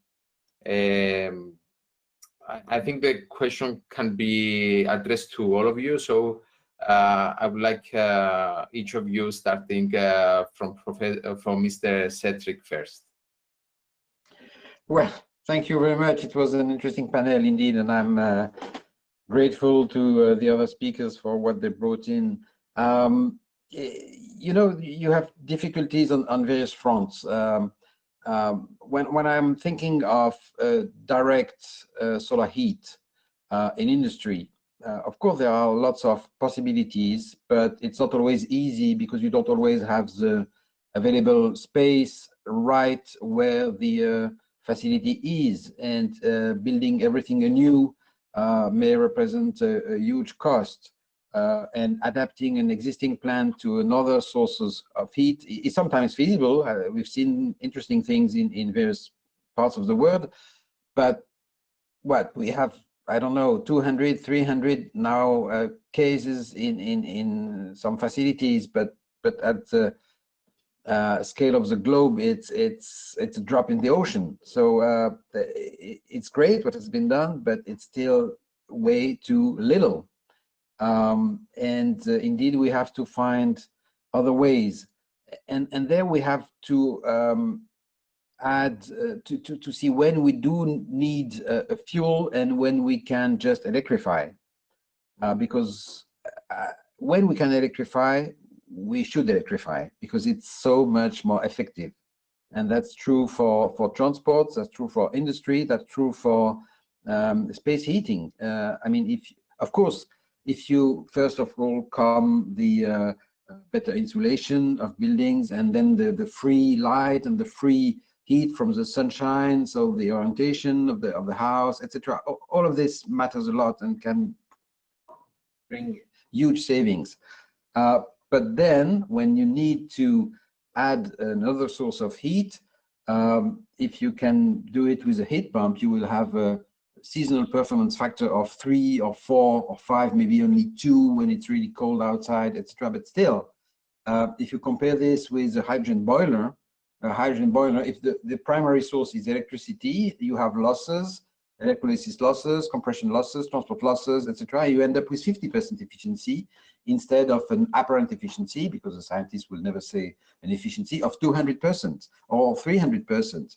So the ratio is 1 to 4, 1 to 6. Which means you need 6 times more wind turbines or PV panels to heat a house via hydrogen than you do with an efficient heat pumps. And for vehicles, it's about the ratio is 3.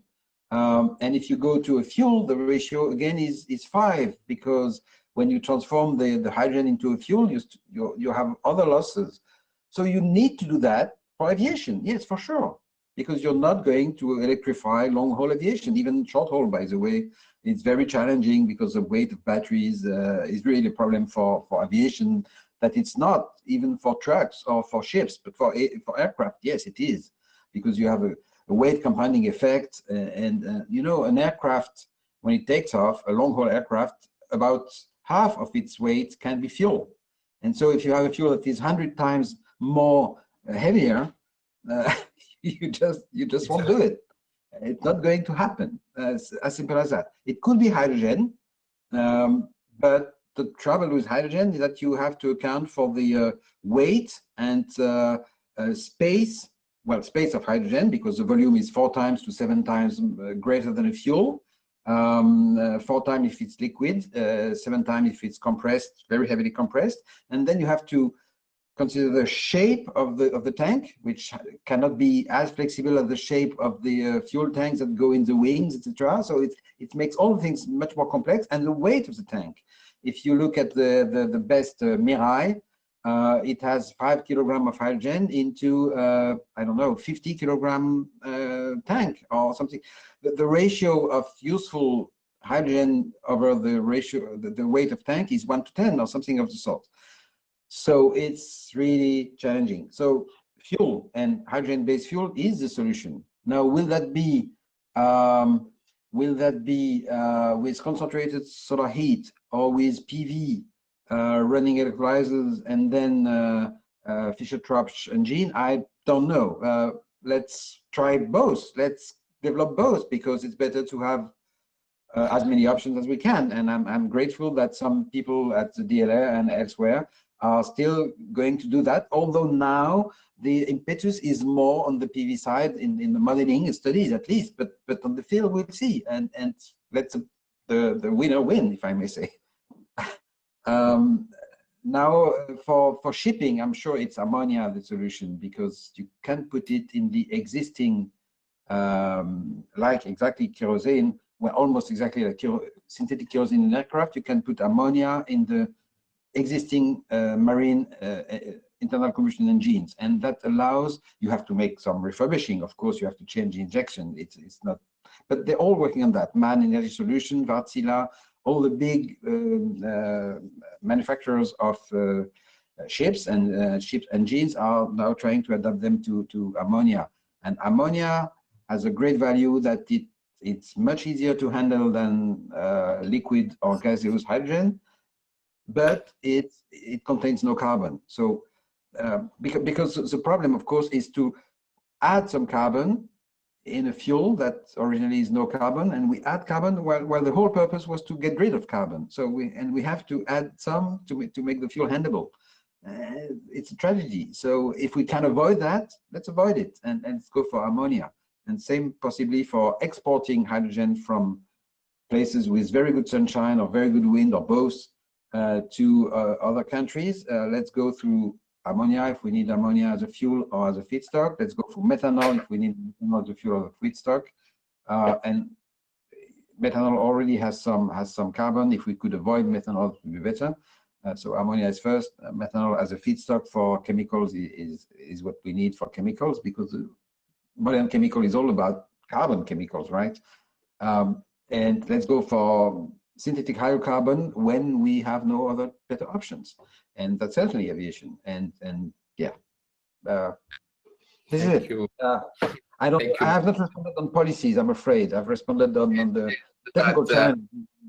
I think we have also already passed our time, because the panelists of the next session have already joined us. But a quick closing remark for the next 2 panelists, Dr. Philip and Professor Carlucci, if you have some closing remarks before we close this session, since we are already late. Quick statement. I speak too much. Dr. Philip? Yes, so I think on the policy side, what helps to introduce sustainable aviation fuels, for example, is to create the demand for such fuels. Can be small in the beginning, very small, but it helps to create enough. It helps the companies to build up capacity. And then this demand can be expanded at the same time, the price can be reduced. This could be a way to introduce such approaches into the market. Okay. The problem is how to create the demand, but okay. And the Professor Carlucci? Fuel mandates.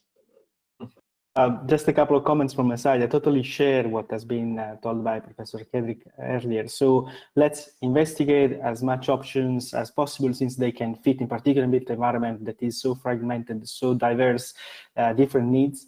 And one key aspect, of course, is reducing the demand in a very effective manner. The best kilowatt hour is the one that we do not need. So just reduce as much as possible, even more. We have to believe that this is possible, and then let's do what we need in the best way possible according to the local condition, boundary condition. And of course, one aspect, you mentioned the word current.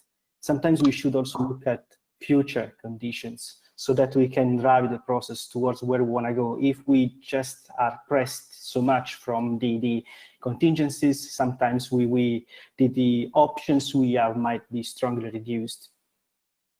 Thank you very much for this inspiring session. Thanks everyone. Thanks everyone, and we like to apologize again for the next session. I see Alexandros and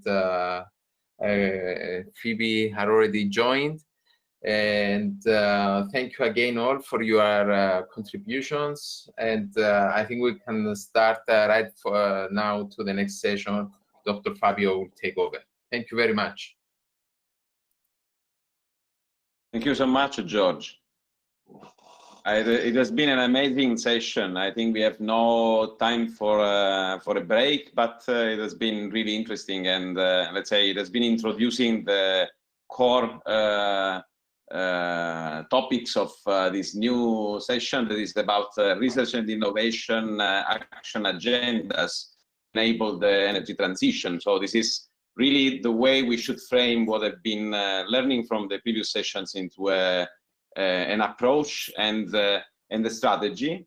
And I have amazing panelists with me. I recognize Phoebe Koundouri, Alexander Kalarambidis, and we should have also probably, I don't know if Konstantinos Kartalis is online. I see him in the list of people that are attending, but I cannot see his video. But I think we have to start.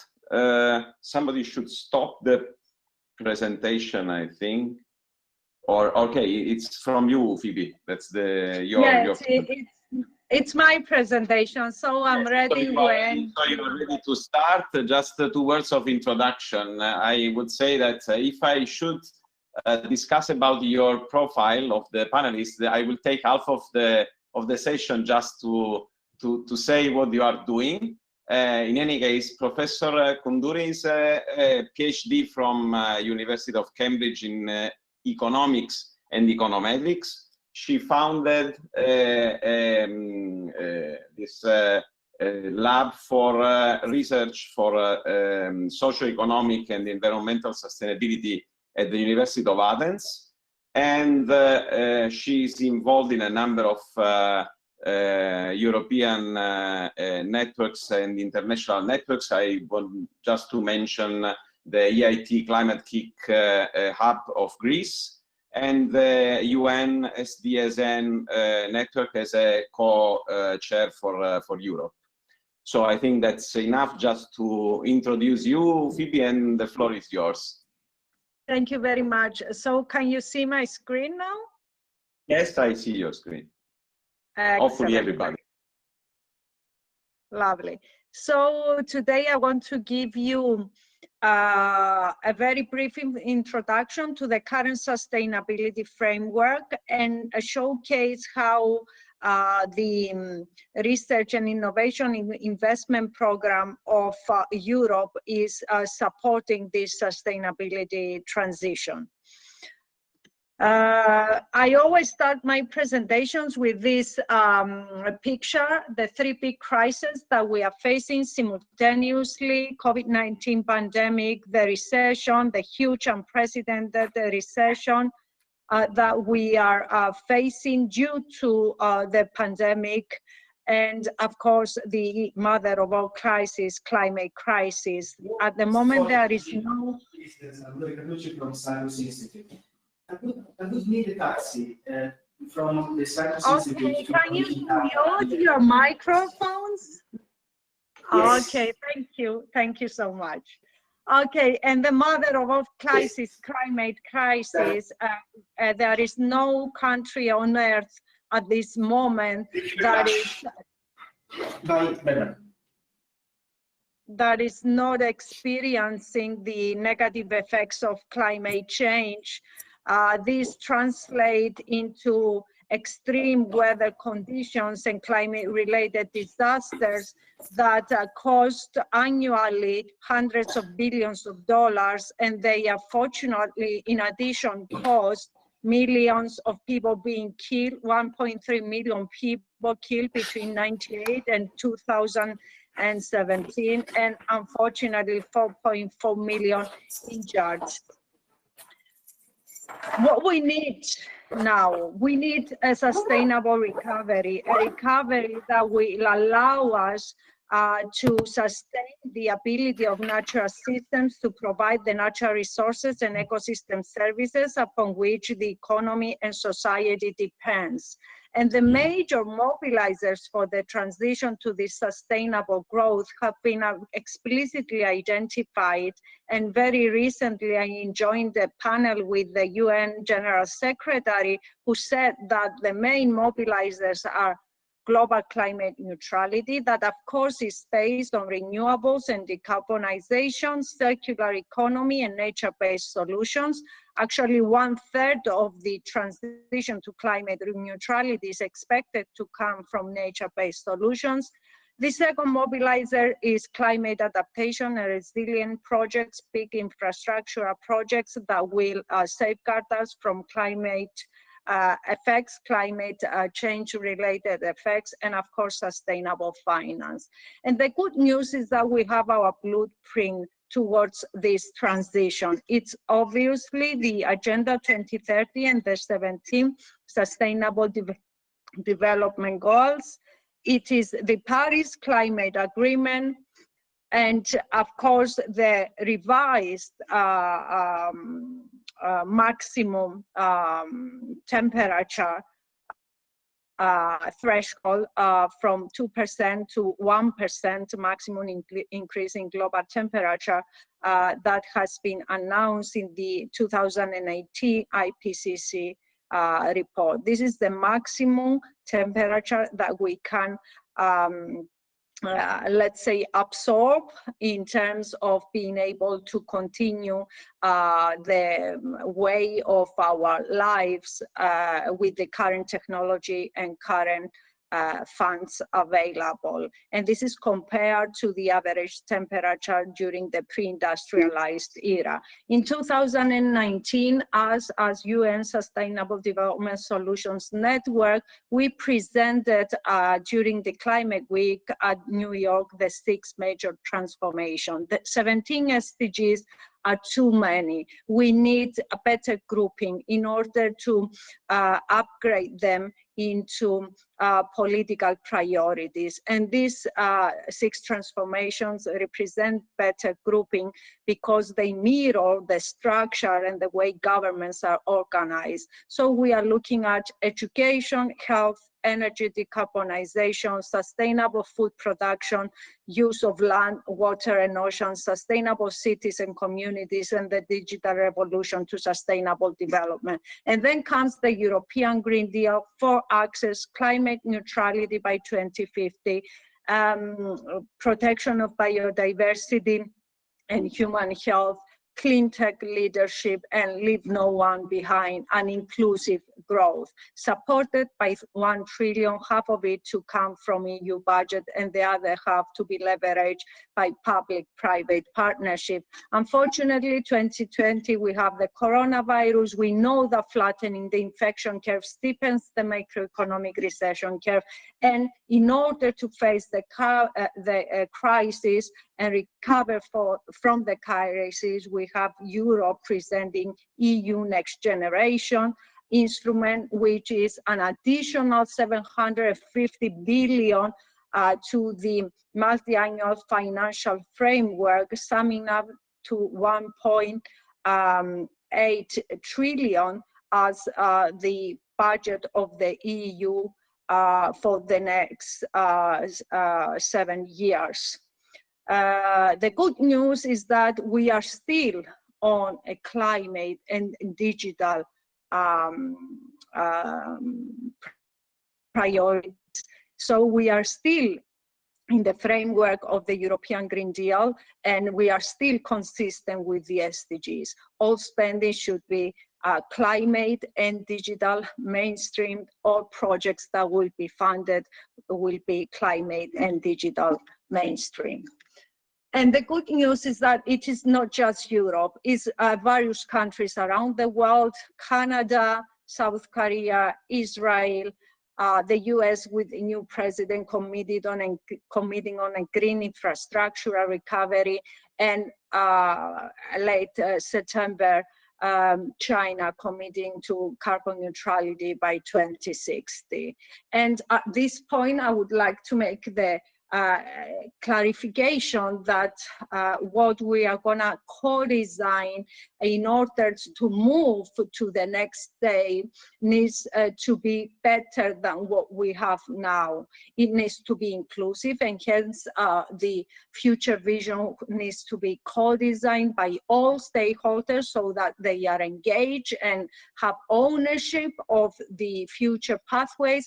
But we also need to renovate our system. The problem with our system is not going to be solved by incremental changes. We need to restructure the elements of our system so that to achieve better functioning in all elements: economic, financial, political, social system. Only by restructuring our systems, we can renovate them, and we can enable them to trigger exponential change that we need in order to achieve face the challenges, to respond to the challenges of climate crisis and economic crisis on time. And let me reassure you that it is not just the climate crisis that we cannot solve. It's also the economic and financial crisis. For the last 10 years, we are trying stimulus growth. Our monetary policy has ended up being called helicopter money. We are issuing new money all the time, but the growth and the stimulus is not there. Investments in real economy are the all-time low, and growth is very weak. And unless we renovate and restructure our system, I don't see any growth coming. I just see national debt crisis coming once again, because you should know that all these recovery packages are financed by national debt. So at the moment, we are borrowing from the next generation. In order to rebuild our economies, we should rebuild better so that we give them a good future, and we should also rebuild in a way that gives us some optimism in terms of handling national debt crisis. And we know that we don't have the instruments for that. There are enablers. Renewables are consistently cheaper than fossil fuels. Energy storage installations increase exponentially. There are potential for strong energy efficiency, nature-based solutions, transition to circular economy, large-scale carbon structure. With regards to decarbonization in Europe, in order to move from the 40% reduction target that we had to the new reduction target that has been just voted to 55%, we should know that we need an additional investment of 350 billion per year. With regards to the pathways, the technological pathways, the EU on the 17th of December has announced the European flagships. These are the flagships on which all recovery plans that are going to be financed by the EU Next Generation instrument should be based on. So power up, lay the foundation for hydrogen-lit markets, renovate, recharge and refuel, connect, modernize EU ID, scale up, and importantly, reskill and upskill. In the era of the fourth industrial revolution, with a pace of technological advancement being so unprecedented fast, we need to focus on lifelong deep learning and training and retraining, reskilling and upskilling. Circular economy is indeed crucial. It allows preservation and enhancement of natural capital, optimize the resource yields by circulating products, components and materials, and fostering system effectiveness by revealing and designing out negative externalities. And it is there is a very prominent economic case for it. It creates cost savings for the companies. It is relevant for small, medium, and large enterprises. It creates jobs, more than 500,000 jobs.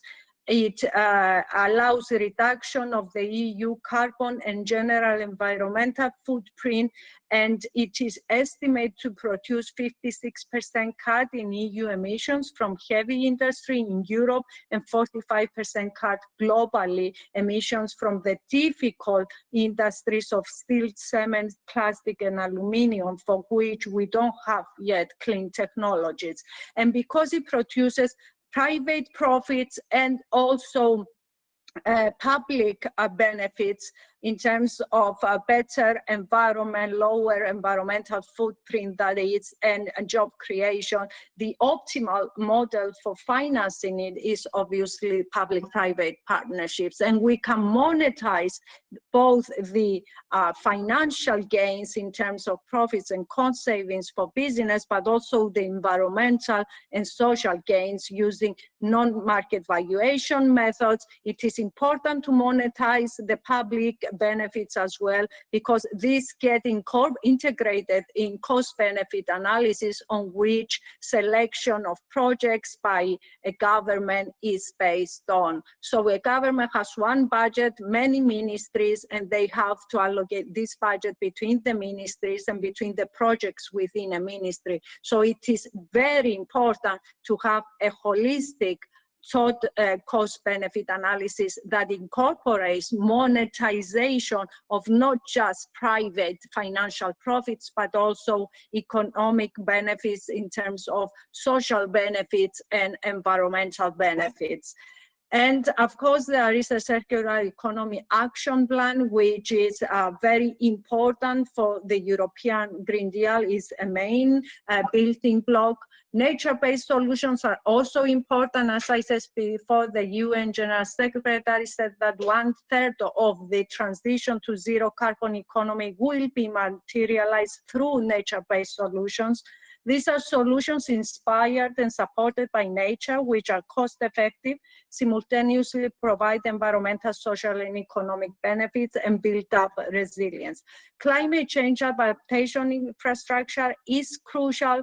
Early warning systems, making infrastructure resilience, and so on. They produce a triple dividend. They avoid losses due to climate change. They produce economic benefits from the investment programs, and they produce social and environmental benefits. And we have a big now association that derived from a Horizon 2020 project, where we have a climate window with more than 200 startups that have ready-made solutions with high TRL levels in all aspects of climate change adaptation, especially with regards to solutions to floods, droughts, and extreme weather conditions. Sustainable finance, hugely important. The European Investment Bank has identified explicitly that will end financing fossil fuel and will only finance investments that accelerate clean energy innovation, energy efficiency, and renewables.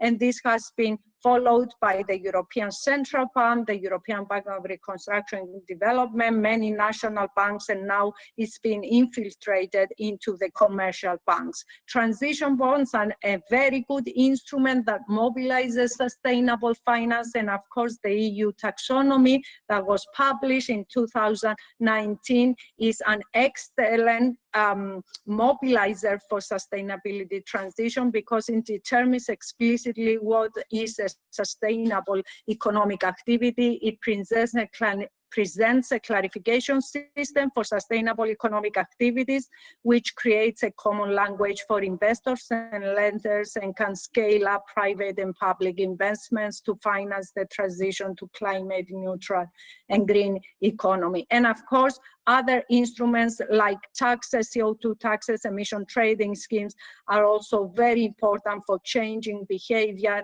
and incentivizing investments and economic solutions that are compatible with the SDGs and the climate neutrality goal. At the moment, 51 carbon pricing schemes have been implemented or are scheduled to be implemented, and the successful ones are those where you tax the dirty technology, but you have an alternative clean technology available at an affordable price, and the taxation and the income from taxes is reinvented in clean projects, in green projects, and all this is done through a very transparent process.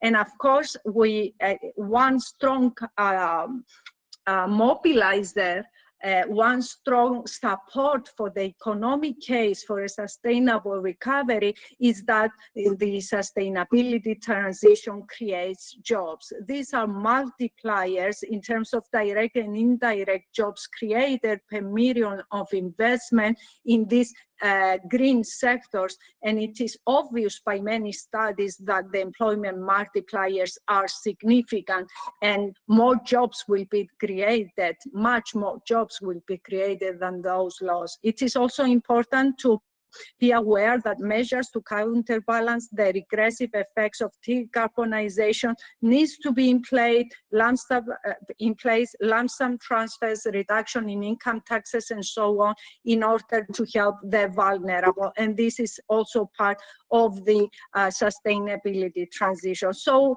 policymakers should be clear that there is an economic case for sustainable recovery, return to normal. Economic stimulus is environmentally sustainable, but also economically inferior to a green stimulus. Of course, there are trade-offs between short-term and long-term, and the big challenge is that we need to respond in the short term in order to safeguard the economy and safeguard the vulnerable population, but we also need to have the big picture, the long-run vision, and understand that the green transition requires commitments to public spending and pricing reform over a period of 5 to 10 years. Horizon Europe, the basic instrument, research and innovation instrument of Europe that is there to support this sustainability transition.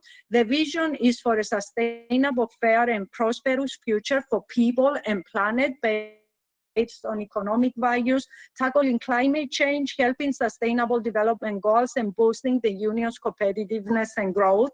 The central elements are the following novelties: the European Innovation Council, the Research and Innovation Missions, extended association possibilities, open science policy, new approach to partnerships, and spreading excellence. There are 3 pillars.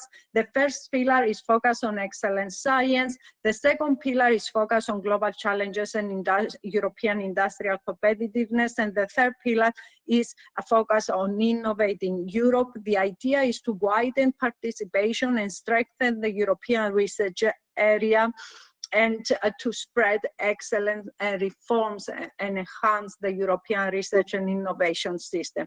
The European Innovation Council is there to support innovations with breakthroughs and disruptive nature and scale up potential that are too risky for private investors. 70% of the budget is earmarked for SMEs, and here is one of the Greek companies that have been accelerated through the European investment accelerator. It is a company using transparent solar panels for buildings like greenhouses for space heating and electricity cogeneration.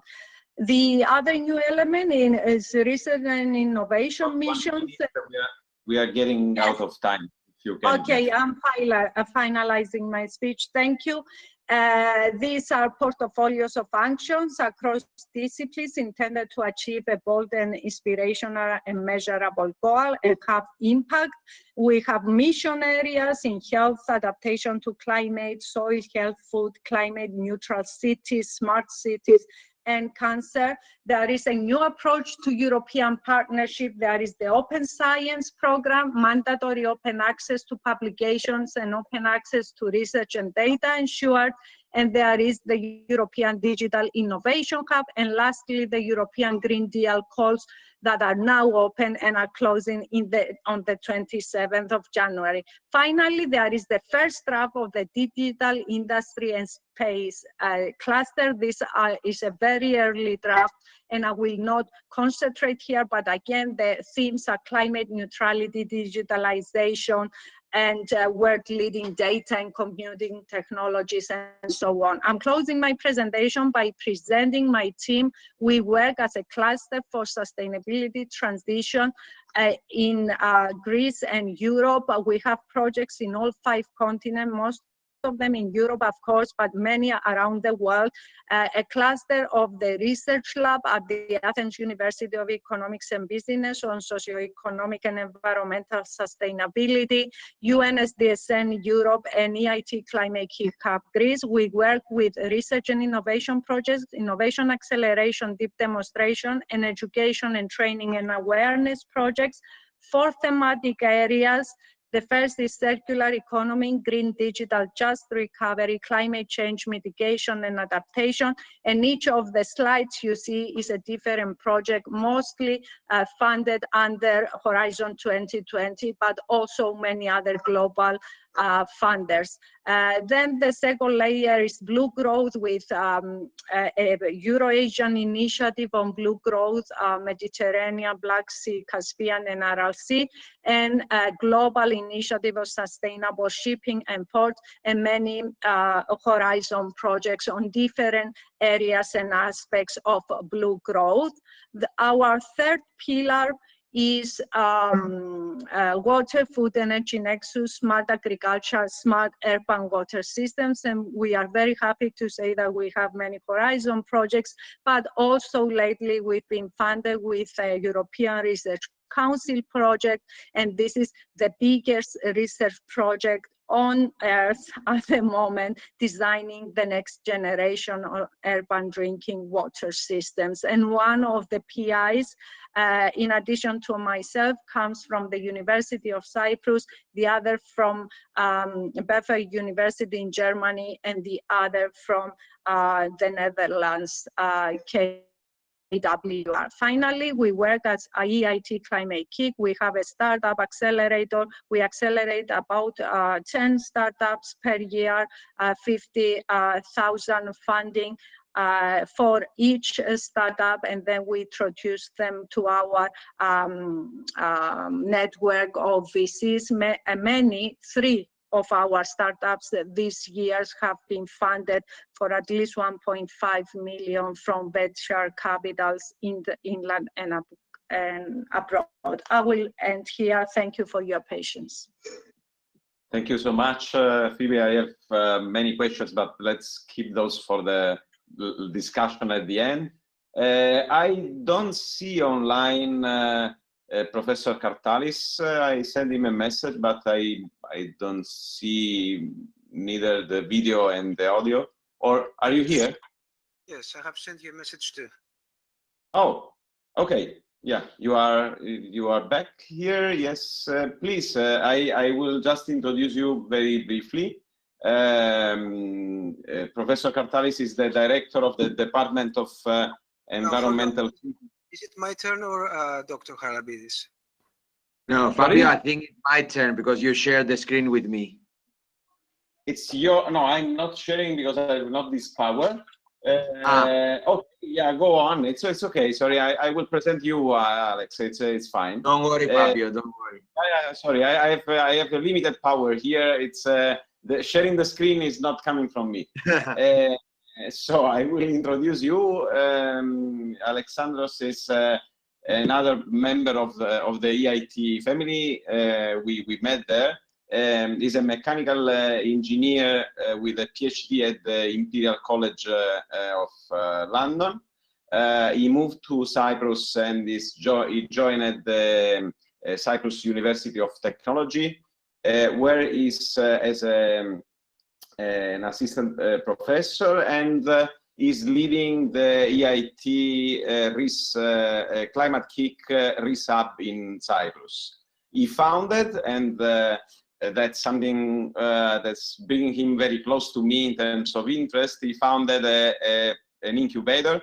He's accelerating companies in the clean tech sector. So he's a pioneer in this sector since a few years. And he will introduce the National Energy and Climate Plan of Cyprus in terms of research and innovation actions. Alex, the floor is yours.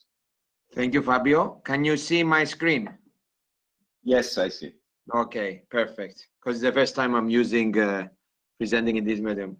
Well, hello everyone. Thank you for staying up until 8 o'clock at night to listen to our presentations. It is highly appreciated.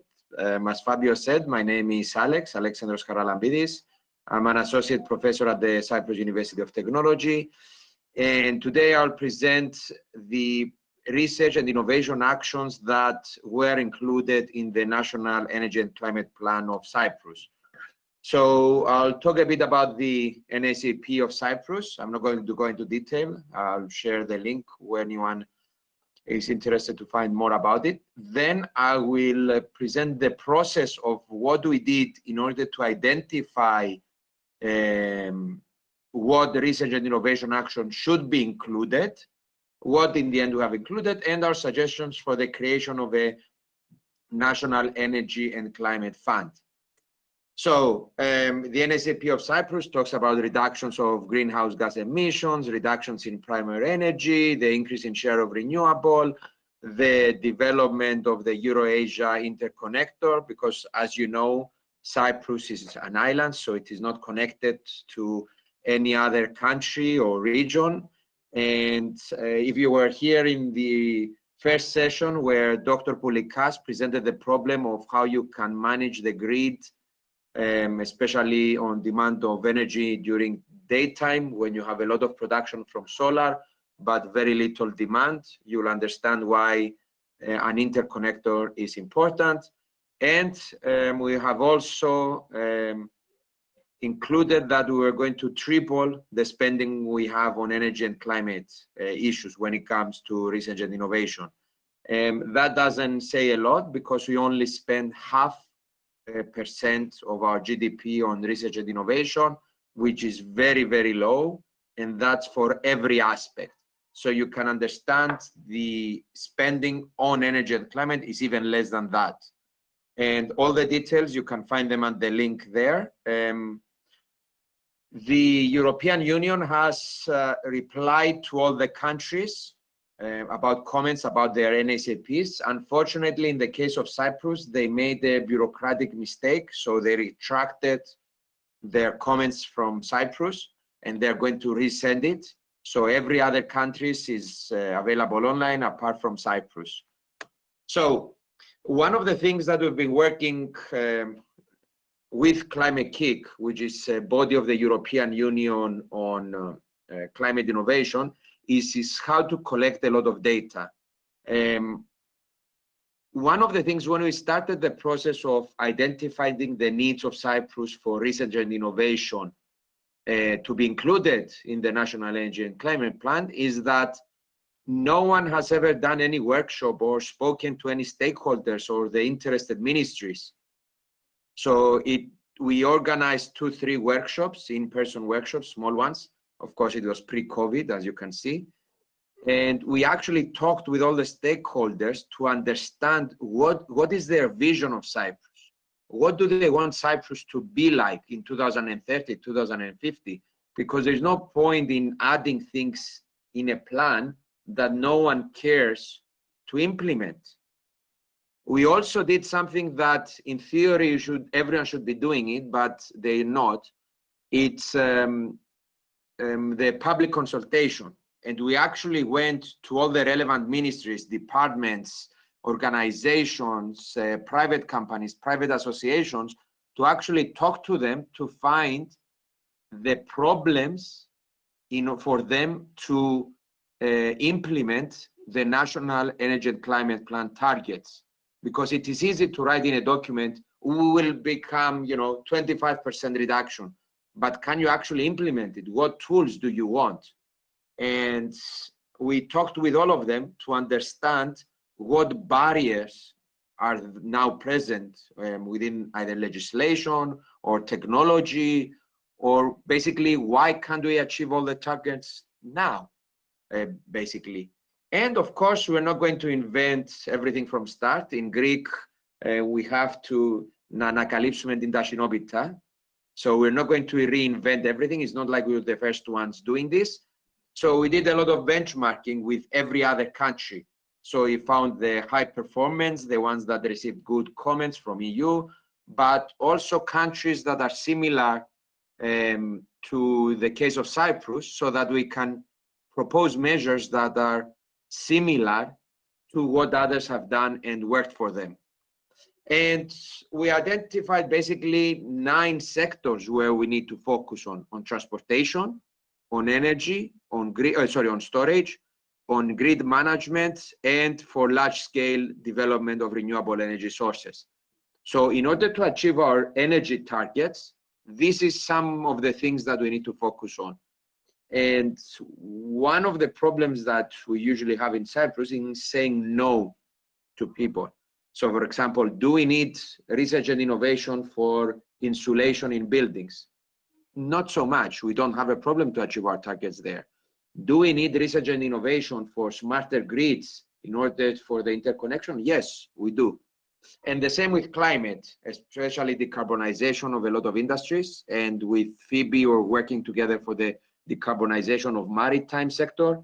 They're looking with the Port of Piraeus. We're looking with ship management companies in particular, resilience to climate change, water shortage, land degradation, that usually a lot of people forget the effect of land degradation on the energy and climate targets, and of course circular economy. And in order to address all of this, we realized that if there is not a body that will monitor it and care about it, every few years when we report to the European Commission, we will not achieve our targets. So we are proposing a specific fund and a body to manage this, with specific funds coming only for over and above the typical R&I to be spent on through the research foundation on this specific topic. And of course, you need to focus on the adaptation and nature-based solutions. So you need to, basically, it's not only the mitigation which is important, but how to adapt afterwards.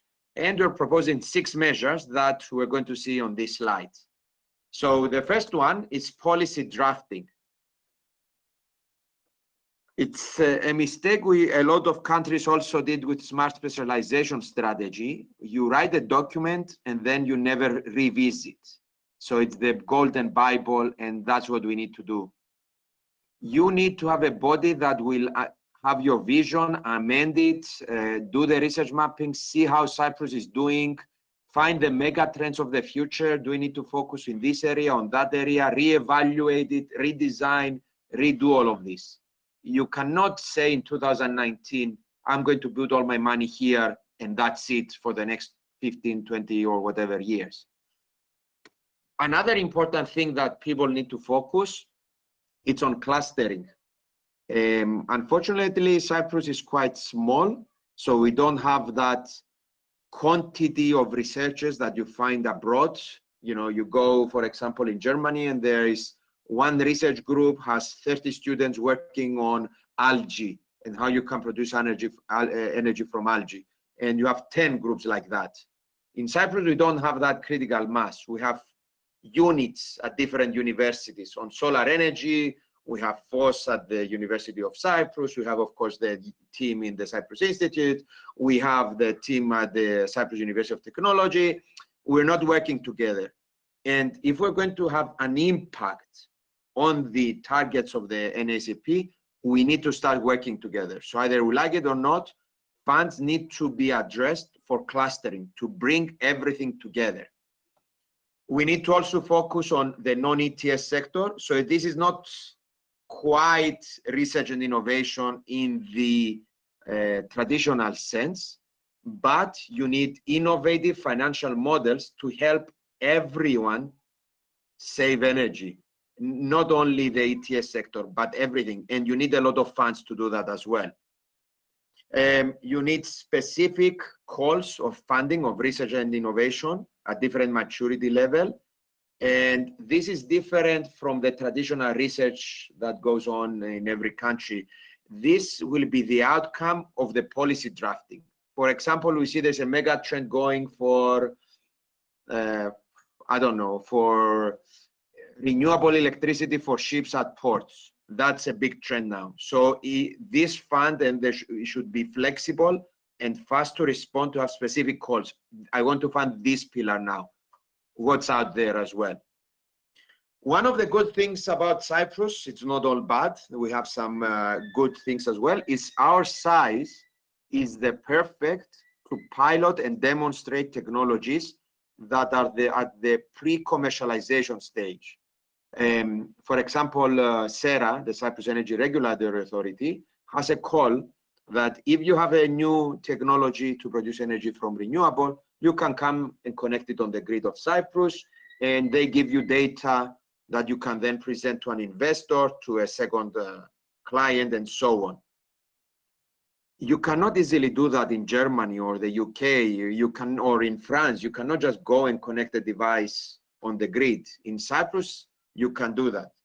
And here you don't, even though this, as you can see, it's a lot of, should have a lot of funds, we didn't allocate a lot of budget because the co-funding should be low. Because one of the things that I've seen with Climate Kick, and I'm a strong believer, is that the government should enable things, but not fund everything. So you need to find the serious players that have mature technologies that they know that if I demonstrate it in Cyprus, they can then go and sell in Saudi Arabia, in Egypt, in France, whatever. So you need these companies that are hungry for success, that they will come in Cyprus, demonstrate and leave. That's something we definitely don't have now. And this is, I used to work with Honda, so I stole it from them. This is an ad from probably 20 years ago from Honda. It was, what if? What if things are different? What if we start doing things different? So this is to be able to fund technologies that are what if, that are probably not going to make it. They're definitely not going to impact the National Energy and Climate Plan within the next 2-5 years. But what if they're successful and they will have a huge, huge impact in 10 years? So, you know, these are the outliers that you need to also have in mind. What if? And to fund all of this, as I said, you need an energy and climate fund administrator. That has to be a small dedicated team. It's something that we call the champions or the enablers, or you can call them whatever you prefer. But they should monitor the progress, update the plan, set specific goals, KPIs, targets, and of course, manage the fund. It should report directly to a ministerial committee. It shouldn't be, you know, just some bureaucrat somewhere that's just part of their job. They need to believe this. And we can set this up by law or by an entity, so that, you know, by a legal text, so that it doesn't change every time the government change. It has to be set in place and for us to abide with it. That's all I had to say. This work has been done by funding by Climate Kick as well, and in collaboration with the Department of Environment and the Cyprus Energy Agency. Thank you for your time. And yes, anything else, we're here to answer any questions. Thank you. Thank you so much, Alex. Very comprehensive and very, very interesting. As I mean, this role of Cyprus as a piloting nation is quite interesting and should be. You also have the big the solar park that you have in Pendakomon, which is the same philosophy that Cyprus Institute has. Let's do demonstration here. The idea is to bring here the testing. I mean, the close to market testing step. It's quite interesting, and it has been discussed in many contexts. So that's time for the last panelist, Professor Konstantinos Kartalis. I see the video now. And Professor Kartalis is the director of the Department of Environmental Physics at the University of Athens, and is involved in many projects, more than 40 national and European projects on atmospheric science. He is is vice president of the Council of International Bureau of Education of UNESCO. And finally, he acted as an elected member of the Scientific Committee of the European Environmental Agency. So he's going to talk about the way we can keep, through research and innovation, ourselves in line to the Paris Agreement. So Konstantinos, the floor is yours now. And I see your presentation, so you can start. Okay, thank you very much for the opportunity. Hello to both other panelists. Let me organize a little bit so you can see the presentation, correct? Okay, so I have to do something, remove the other, this is a bit of strange, anyway. Okay, so maybe I can, so okay, I will be speaking about. The PowerPoint will work, I think. It just. Say that again, please. You can just start the PowerPoint. So I see the. Okay, that's nice. Yeah.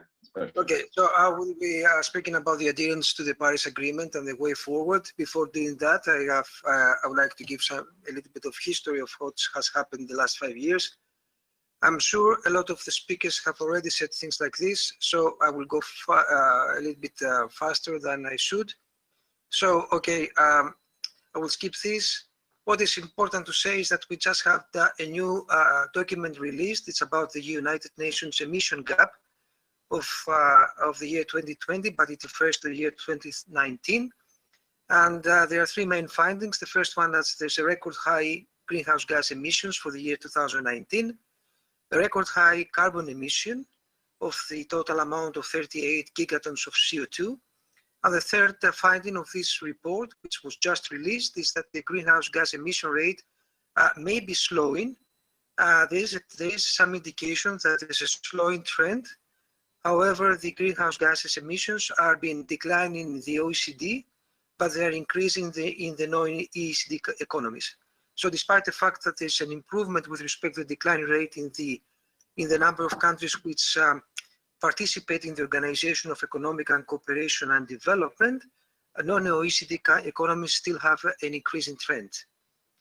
And despite the brief dip in the carbon dioxide emissions because of the COVID-19 pandemic, the world is still heading for a temperature rise of about 3 degrees centigrade by the end of the century, far beyond the Paris Agreement goals, which have a target of 2 degrees centigrade or even 1.5. And this is again from the last report of the United Nations Environment Programme, so things are still critical. What is been needed to stay below 2 degrees? As you can see to the right, there is a gap which is very well recognized. It's about 10 to 15 gigatons of CO2 equivalent. This has to be removed from the emissions in the atmosphere so as the target to be achieved.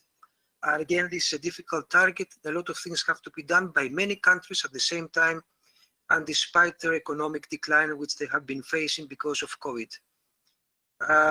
Again, this is a history of the story. We can see that in this transparency, you can see the temperature target. It was fine at Paris when COP21 decided the Paris Agreement. Then in the year 2015, then the amount of temperature increased because of the rollback of US and Russia. but now there is an overachievement of national targets, and there seems to be a reduction because of the new pledges at the precondition that they are applied and they are implemented by 1.5 degrees centigrade. So it's a delicate period because of a lot of things are happening, but a lot of things are also subject to happen. So is there a bright side? We have heard before that there is a tendency to move to 3 degrees by the end of the century. There's a high emissions in 2019. There's a temporary drop in 2020 because of COVID, but this is temporary, of course. So is there a bright side? Well, the first point is that the stars are aligning again. There's a Green New Deal in Europe with the new administration of the US also, and with the Chinese pledge for carbon neutrality by the year 2060. So by this aligning of stars, we are probably entering a new phase where multilateralism will regain momentum. And this is very important for an issue so complex and so wide and globalized as climate change. The second one is that growth can go hand in hand with greenhouse gas reductions. And this is a transparency that was just presented at the climate dialogues of the UNFCCC in Bonn. Well, it was virtual, but the headquarters were in Bonn, where it's a synopsis of the growing economy of the EU 28 while reducing the greenhouse gas emissions. And what is interesting to see is that a decoupling between economic growth and greenhouse gas emissions. And this is very important because the growth was 61% and the emissions decrease was 23%. And this is important to demonstrate because there's a lot of discussion saying that if there are very harsh measures for the protection of climate and the reduction of greenhouse gas emissions, then a development will stall. This is not the case, at least for the European Union. So this is a second sign which is positive. The third one is the Green Deal itself. The Green Deal itself has a number of very important points. First of all, it promises climate neutrality by 2050. The second one is that it develops a scheme for the faster integration of renewables in the energy mix. There are more ambitious energy efficiency targets. A climate law has been prepared to be ratified by the national parliaments. So far, 3 countries in the European Union have ratified the climate law. There is an enhanced emission trading system, which is beneficial. It has been proven very beneficial with respect to the trading of CO2 emissions. The next one is very important because it guarantees a lower price for CO2 per ton, meaning that it will not allow deviation in the market, which drops the price of CO2 per ton, giving the opportunity for a company or an entity to buy cheap. This is not going to be the case, which means that every single entity in the private sector has to invest in clean technologies. There's a ban in coal, there's a limitation in oil, natural gas is being considered as a transition fuel, and we are now in the hydrogen era. A lot of research is going on, and this is a very important aspect of the research portfolio of the European Union, especially with respect to green hydrogen. And finally, there's a provision in the Green Deal which says that when the European Union imports goods from other countries which have been produced by techniques or technologies which practically emit CO2 at higher rates than anticipated, then in this case, the European Union will apply a custom for the import. In practical terms, it develops a market which is sensitive with respect to what is being imported as far as the protection of climate is concerned. The US, probably, as the other speakers, as Phoebe has said, and China are back into the story. The US seems to be binding to a zero carbon electricity scheme by 2035 and a net zero emission scheme by 2050. And China has been developing a plan, which you can see it in the transparency. And this is a plan which is leading to carbon neutrality. And you can see how it's been depicted in the transparency when China joined the Paris Agreement. There's a projection, and then it has a long run, a steep run to the year 2060 to be done and to be satisfied with respect to the pledge. This has to be an increase in solar energy by 7 times and by 5 times with respect to the share of nuclear power. But there is a commitment from the Chinese administration which is very positive with respect to the science for the adherence to the Paris Agreement. And now the next point is that a number of financial institutions have been recognizing that funding for fossil fuels is a bad investment. The European Union starts with an investment in green recovery, and there is a huge amount of money invested in new technologies, which gives a lot of space for research and innovation for new types of techniques and technologies for the protection, for the limitation of CO2. The European Investment Bank plans to stop funding of oil and gas projects by the end of 2021 and has developed a climate roadmap in order to invest a very important amount of money in climate and other green actions, which include innovation. And finally, a sign from the market it is that 130 private banks, representing 1/3 of the global banking sector, have signed the Principles for Responsible Banking, practically a framework that seeks to align banking practices with the Paris Agreement. So the market seems to be becoming sensitive in terms of the adherence to the Paris Agreement, and this is a very positive sign, because if it's just the governments, that is not going to be the case. It has to be the private sector together with the public sector so as to manage to overcome all the obstacles and fulfill the requirements of the Paris Agreement. Now, going to zero. A lot of countries have submitted their plans to go to zero for net zero emissions pledges or carbon neutrality by the year 2050. And you can see a recent story. There have been a number of countries, of course, with no net zero target, 37. There have been, together with the US, 12 countries which are in the transition period. And there's a good number of countries, roughly 51% of the overall amount of countries, which have been submitted net zero commitments, pledges, and they are having a target for 2050, with the exception of China, which has a target for 2060. But it has to be proven. Otherwise, it's cheap talk unless the countries translate them into binding domestic legislation. There has been a lot of discussion about technological advances, so I will not be giving a lot of emphasis to this. But these advances have made renewables more attainable and cheaper.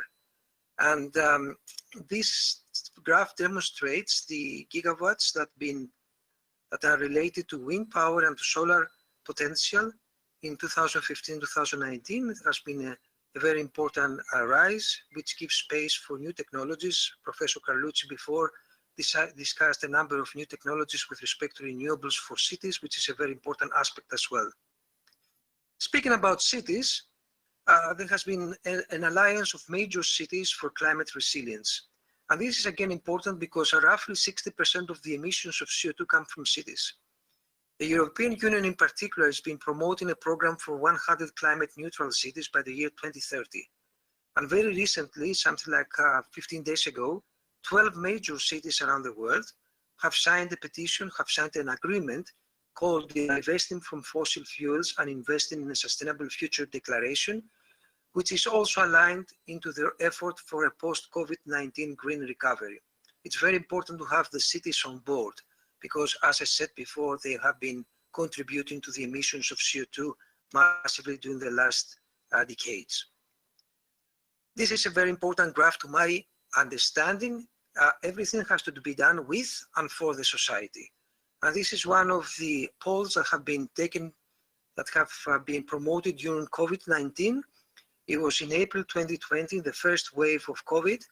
And you can see a very critical question, which is whether in the long term, climate change is as serious as a crisis as COVID-19.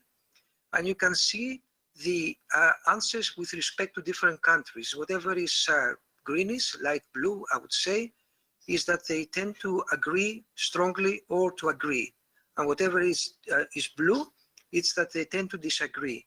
So you can see that the majority, well, pretty much all the countries have a large percentage of people believing that climate change is as serious as COVID-19, which practically gives the opportunity for the governments to redefine their schedules and their plans and apply measures which seem to be maybe more demanding than in the past.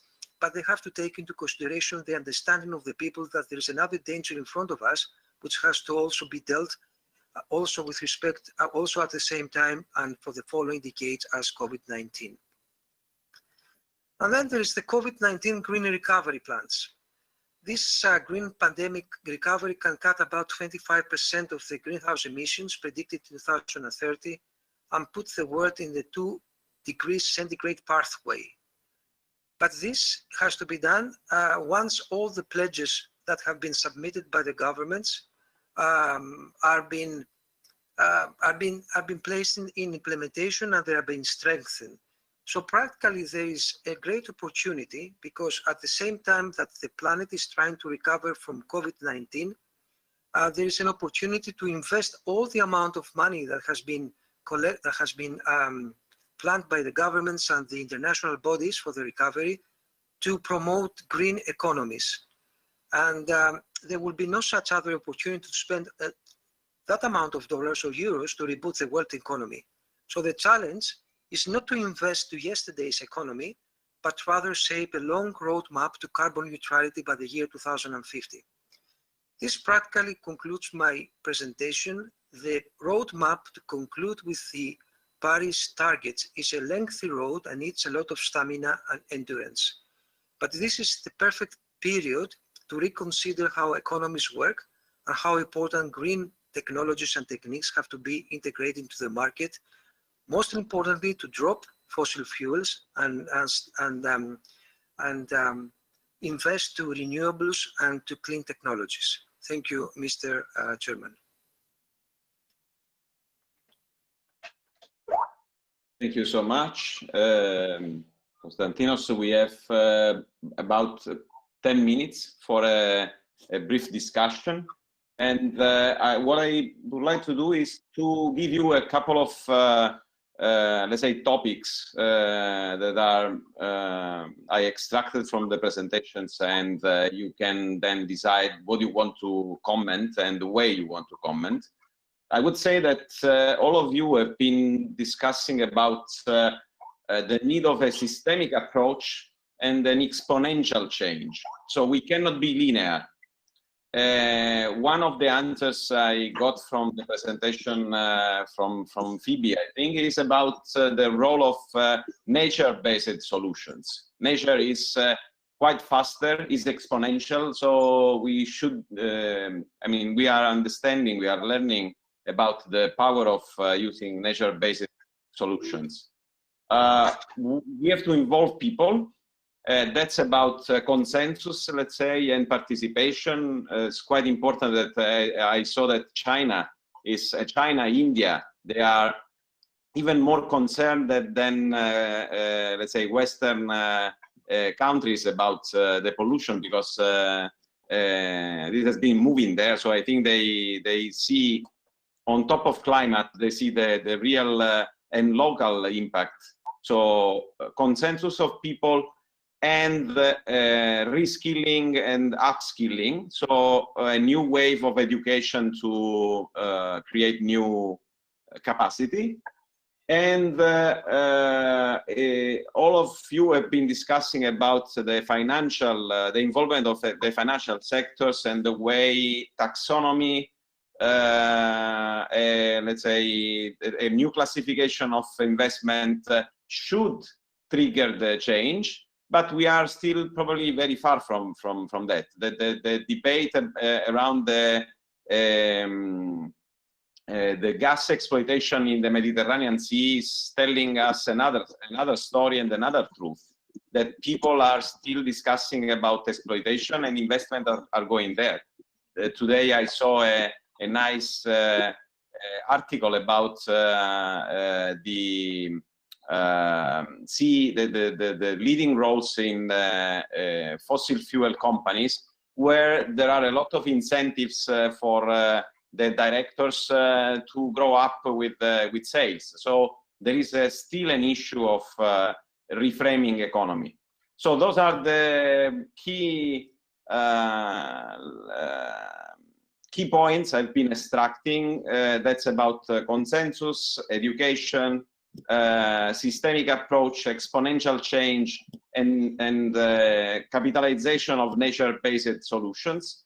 Starting from Phoebe, just choose whatever you think is the key among these, and in let's say, if you can try in 1 minute to give a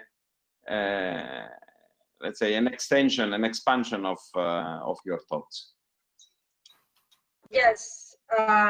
what I think is important is that we understand that although there are pledges for climate neutrality around the world, so we talked about the leadership of the European Commission. Basically, the European Green Deal is the best and most detailed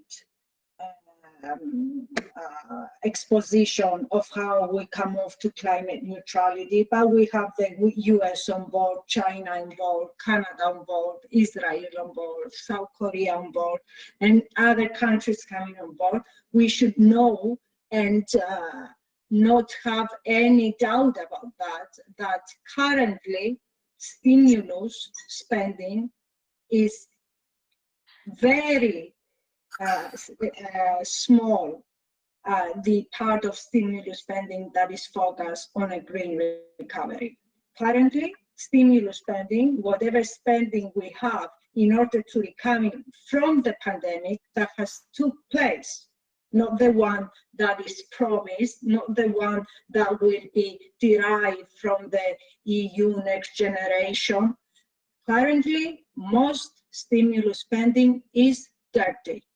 So although there is political mobilization, the real economy is still on a very carbon-based fossil fuel roadmap. What is needed, I strongly believe, is a firm commitment, political commitment to support sustainable finance. As soon as finance becomes explicitly green and is based on EU taxonomy and relevant taxonomies that are going to be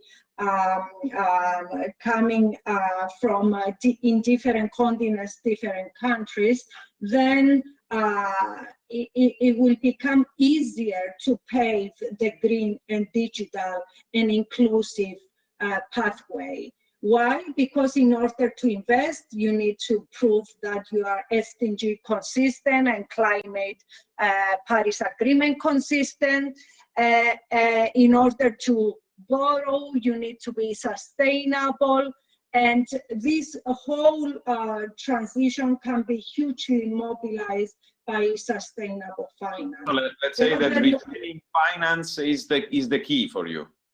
Reframing finance is the key, but at the same time, and I will close now, it's about capacity. I want to become green, but I need to know how. And it is not obvious that everybody knows. So it's about upskilling and reskilling.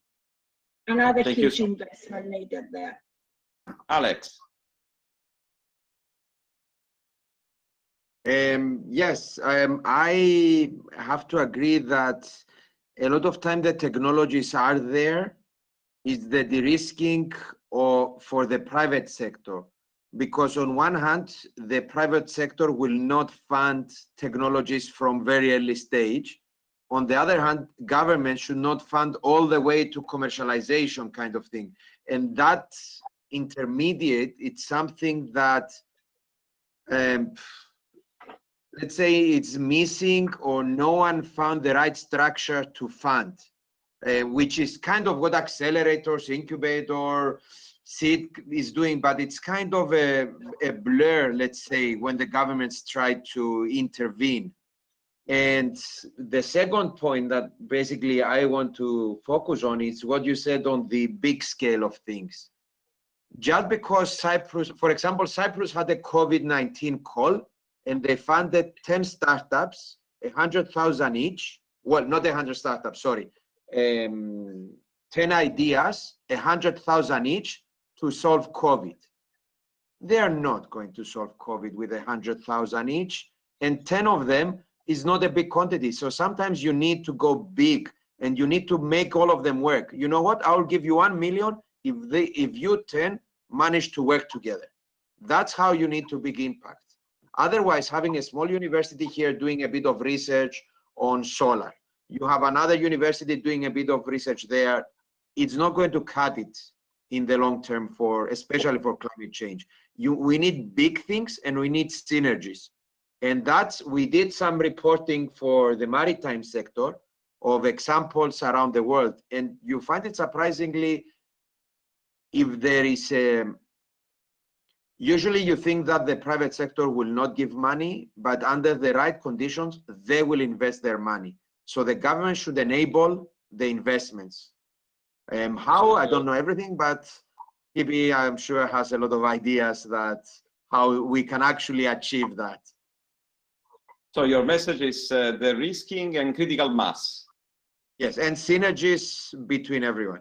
Yeah, critical mass. Not an easy. In Cyprus, everyone has their own castle.